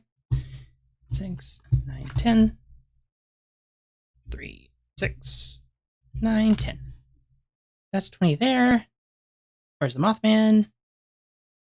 Mothman! Get your feet off the ground, I said, Mothman! There's no need to feel down, I said, Mothman! 'Cause you're in a new town and there's evil to do because you're a big Mothman.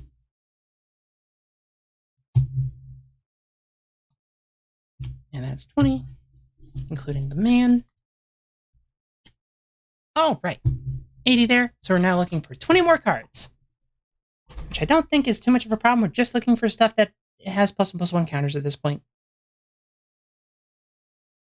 Or cares about it, or is a counterspell, or does anything fun, honestly. Like, does it read shenanigans in Demir colors? I mean, in these colors. If so, it's going in. Counter, counter. Do we put in the Slimes Against Humanity, or do we think they are a bit too cute because we don't have a full number of them? I think they're a bit too cute at this point.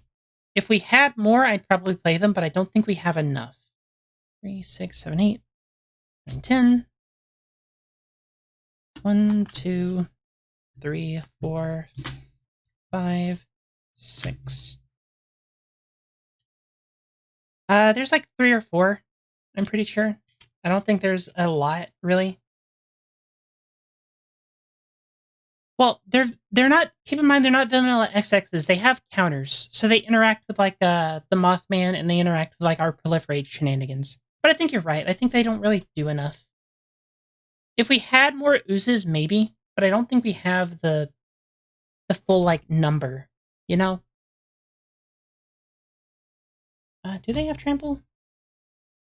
Put a 0 with trample. Trample is tempting. Do we have any oozes? I don't think any of the cards that we opened are oozes. No, I don't think they made any oozes, unfortunately. Yeah.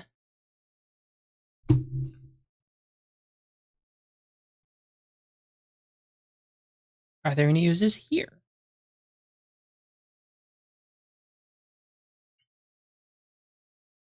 No, but maybe we put Synth Infiltrator in?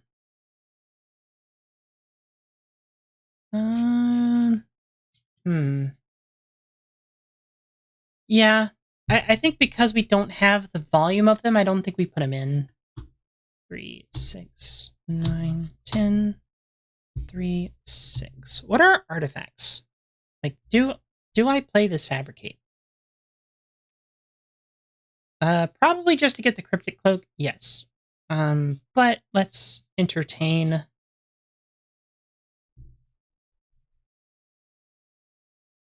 It gets all of our ramp pieces, like the signets and stuff, if we need it. That's the thing, I don't think we have that many artifact creatures. Nothing here is an artifact creature. And in here... Oh, Curious one. We got there. Yeah, it really only gets Curie or Cryptic Cloak, but... That, they do, because it is just search an artifact, but that means we should definitely put in this Synth Infiltrator, and I think that's more than enough. Being able to tutor up a, no, we don't have any sad robots, unfortunately. We didn't open any. Like, yeah, we just didn't open any from here, and this was the only chance that we had We opened up a bunch of command towers, though. We can put in this treasure vault so we can get a land if need be, but I don't think we want to do that, really. Are there any more of these that are artifacts? Nope. Though, a big one is this Panharmonicon. What ETBs do we have?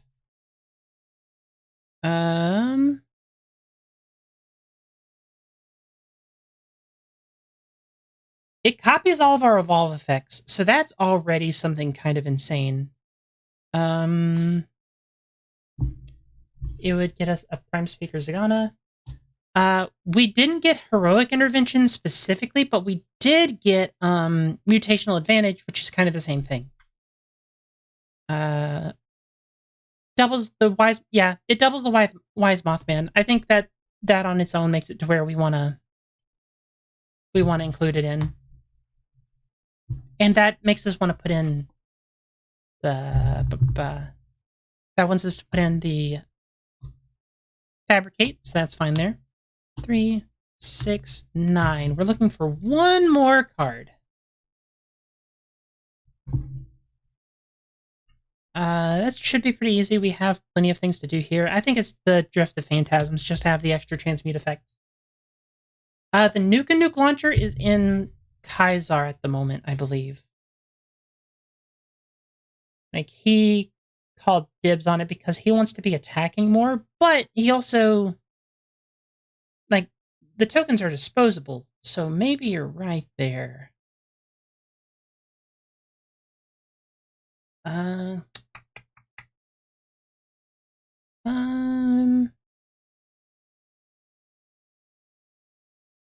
We'll see how it goes. Actually, no. Picturing the Mothman with the Nuke launcher is kind of funny to me, so I'm gonna do that.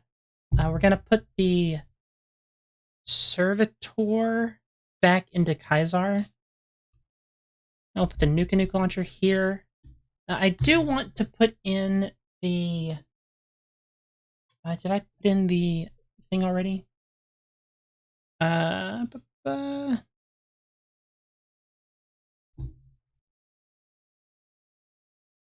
Let's see here.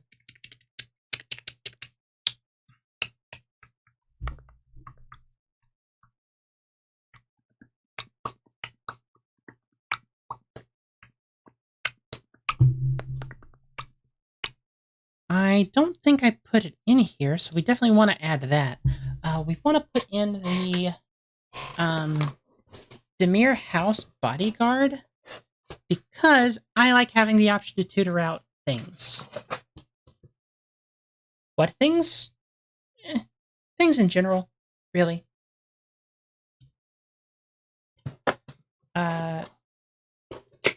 It's 4 mana, so it's a little bit expensive to... Well, it's a bit expensive to mutate, but it gets us stuff like the Predator, gets the Panharmonicon, gets a Frilled Mystic for a counterspell.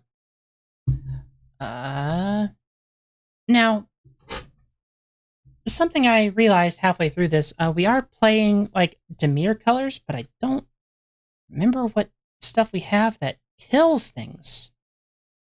We don't really have that many removal spells, honestly. We have Putrefy here. We have a... That's here. We have a bunch of lands there. We have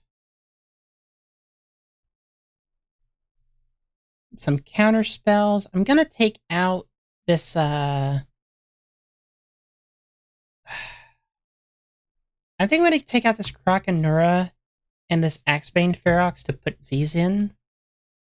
Mostly just because they don't do a whole lot. But as for... I think it's might be time to cut... No, Copy Enchantment's kind of cracked. I think we gotta cut Siege Worm. I think we don't have enough tokens to make it really amazing. And...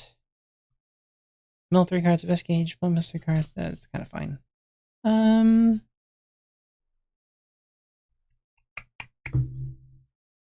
This one's a bit tricky. Repulsive Mutation's also a counterspell, kind of. There's counter in it.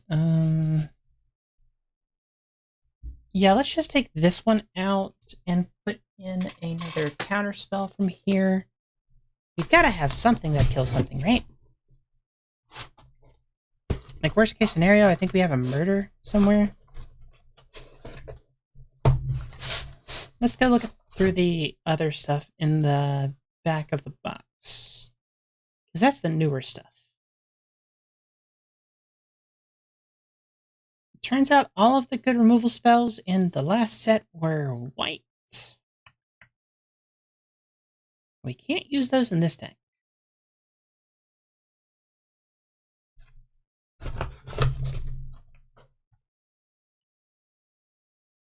I want to use Pick Your Poison. Seems bad. I think I have Murder over here, so I'm going to put Murder in.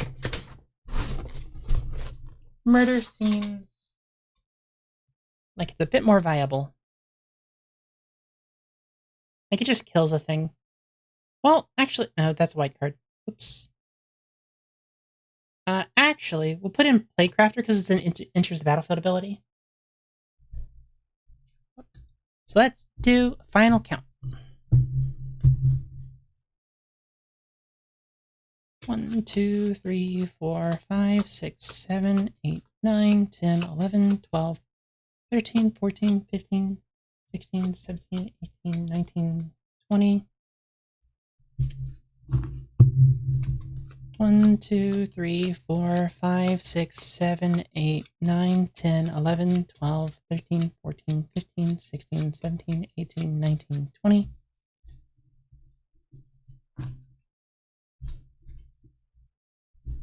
1, 2, 3, 4, 5, 6, 7, 8, 9, 10, 11, 12, 13, 14, 15, 16, 17, 18, 19, 20.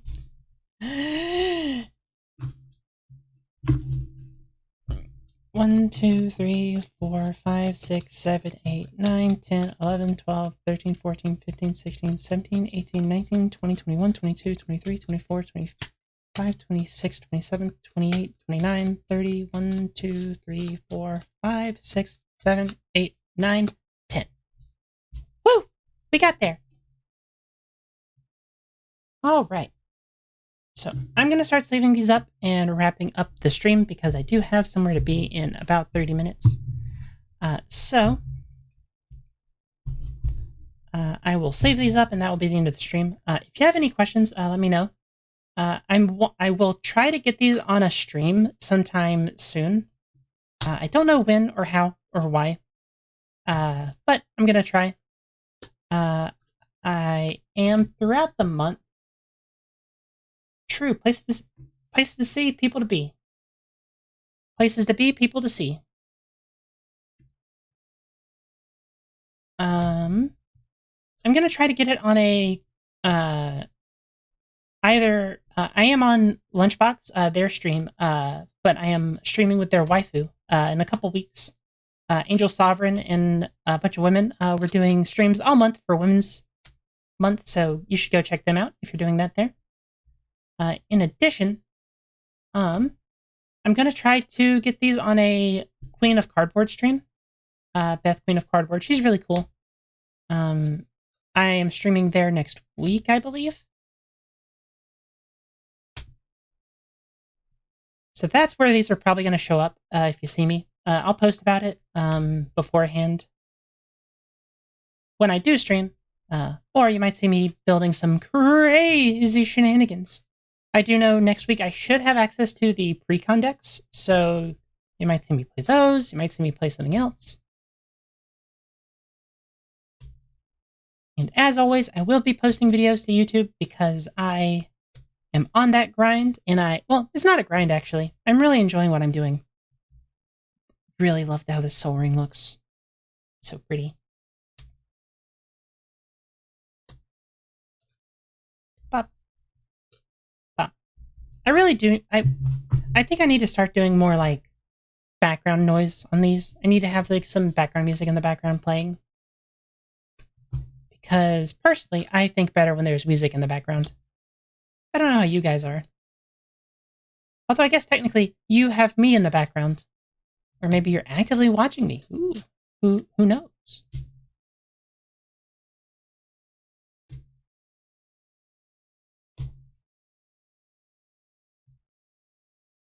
I want to stream on here more often, but the thing is, I don't like playing Magic on stream, on my own stream. Like, the only really options to do that are Arena. And I hate Arena. Arena is not cool. I do not like it. Like, okay, it's great if you want to play Gladiator or something, but like, or if you like Historic Brawl. I just don't have any enjoyment of those formats. Or play Mitgo, and Mitgo looks like butt. I don't like Mitgo.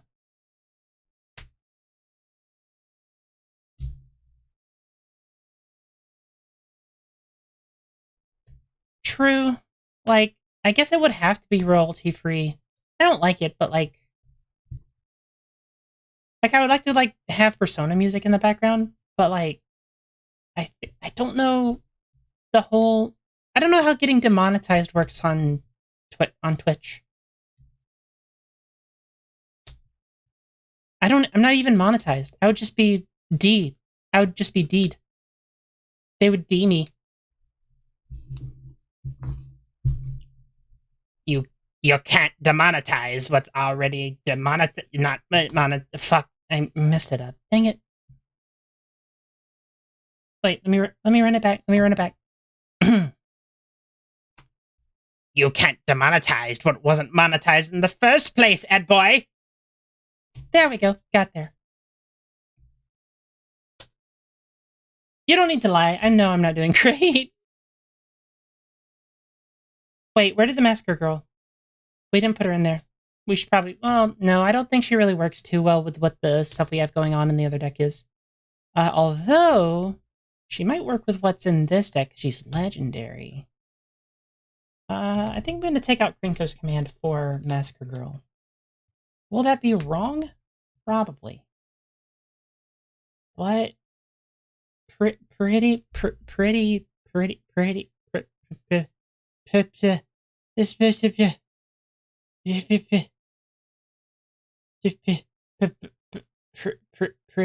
women.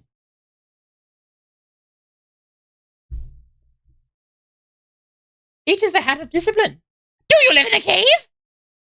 I hope they didn't pick the mic. I don't have my filters on because whenever I put the filters on, they make my voice sound like I'm going through 7 tunnels at the same time.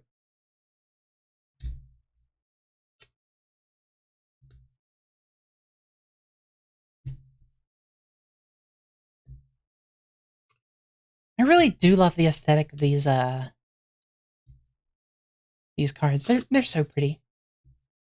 They did fall out a lot of justice.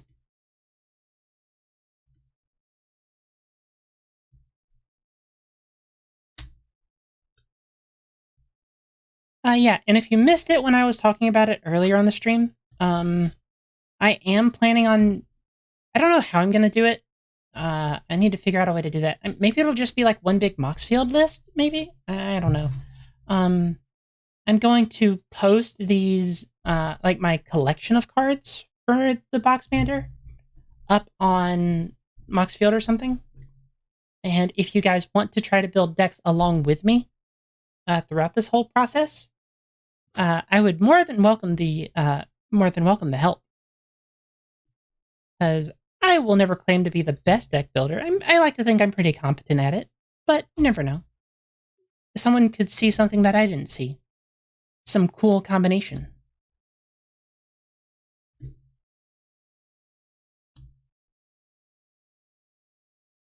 I think the Mothman is going to be the better of the precon decks. Well, I don't know. I think the dog meat one might actually be one of the best ones because shoot, I put in 2 rad stags. We need to find something else to put in. Or rather, I took out the C. We'll put in the Ferox again.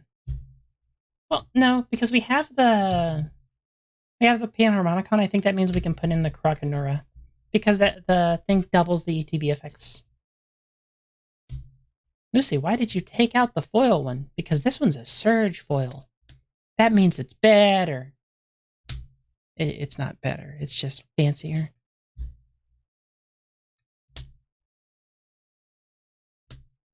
This card's actually kind of insane, like in actual constructed formats.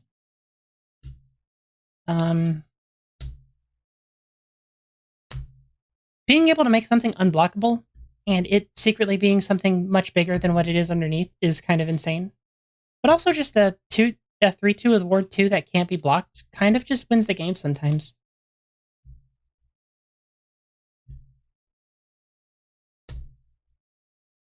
Let's see. I wonder who's streaming right now, because we should probably raid them. That's typical, like, streamer behavior, right? Like, you're supposed to raid somebody else so you keep everything going. Because God forbid somebody live without, like, 2 seconds of stimulation. She says, as someone who is actively understimulated, as per her own stew of mental illnesses.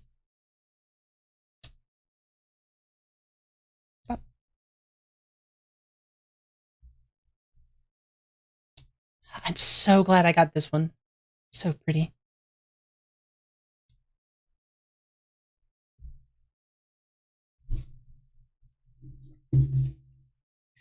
Did I accidentally Z-target your soul, Pigeon? I'm sorry.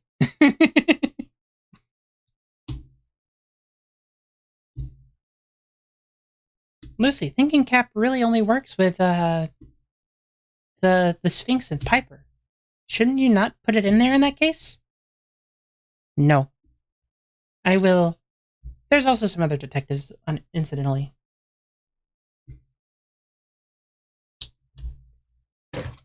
You mean I dealt... Oh, I dealt 1 psychic damage to you. Mark that on your character sheet.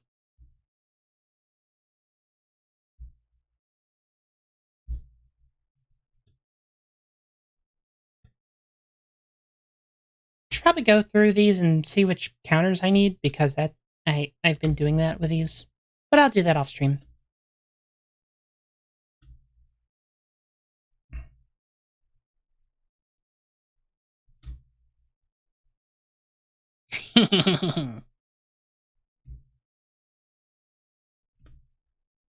Pop quiz chat.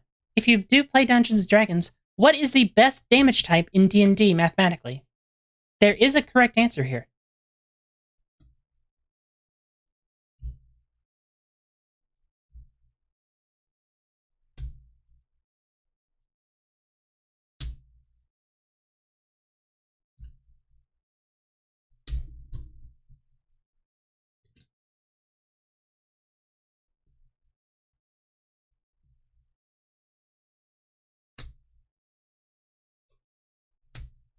You would be correct. Force is the correct answer. Force is I don't remember the order quite right, but a lot of people say fire. And to be fair, fire is the best element if you're a draconic sorcerer, because fire has the best option pool. They have a lot of resistances, but you also have abilities to get rid of resistances. But by default, force doesn't... Nothing resists force. Very few things do, rather. There's not a lot of... And also, the best cantrip in the game is force, which is Eldritch Blast. And I don't say that as, like, someone who loves warlocks, even though I love playing me a warlock. That's just mathematically correct. Like, Eldritch Blast does the most damage and never runs out of ammo. Doesn't mean you don't have to reload it. Yada yada yada. It's good. All right, we are almost done sleeving. So we have finished sleeving. I will be trying these out on stream whenever I can. I will let you guys know when I do.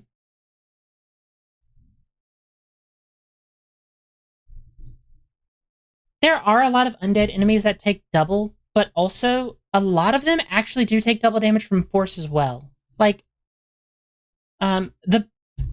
here's another pop quiz. What is the best physical damage between bludgeoning, slashing, and piercing.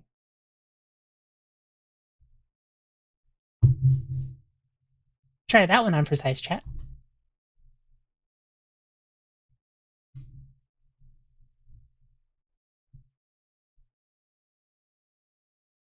I have to organize. This is going to be a whole thing. I think I'm just going to drop these in the box for now. I will sort through those later.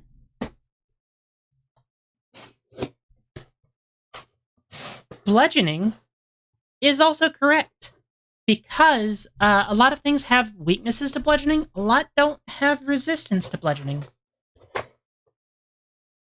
Specifically, I think skeletons. Skeletons have resistance to piercing and slashing sometimes. It really depends on the case in question. All right, we're gonna put these in the boxes, and I'll get the tokens for them later. Let's go on and switch to the just chatting thing, because we're gonna go off to raid somebody. Because I'm pretty sure you're supposed to raid. I think that's like a social thing. I'm not entirely sure. You may certainly try. Just know that mechanically, I'm pretty sure it has resistance. 90% sure. Might be to slashing. I'm not entirely. I have not looked at resistances for monsters in a hot minute for Dandy. Okie dokie. Let's see. Who is streaming right now? How do I raid? Raid channel. There's no way only Captain Sparkles is raiding right now. I'm not raiding Captain Sparkles.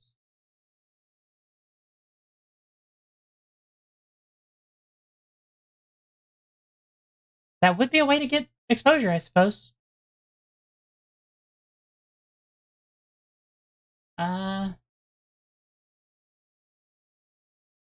Let's see here.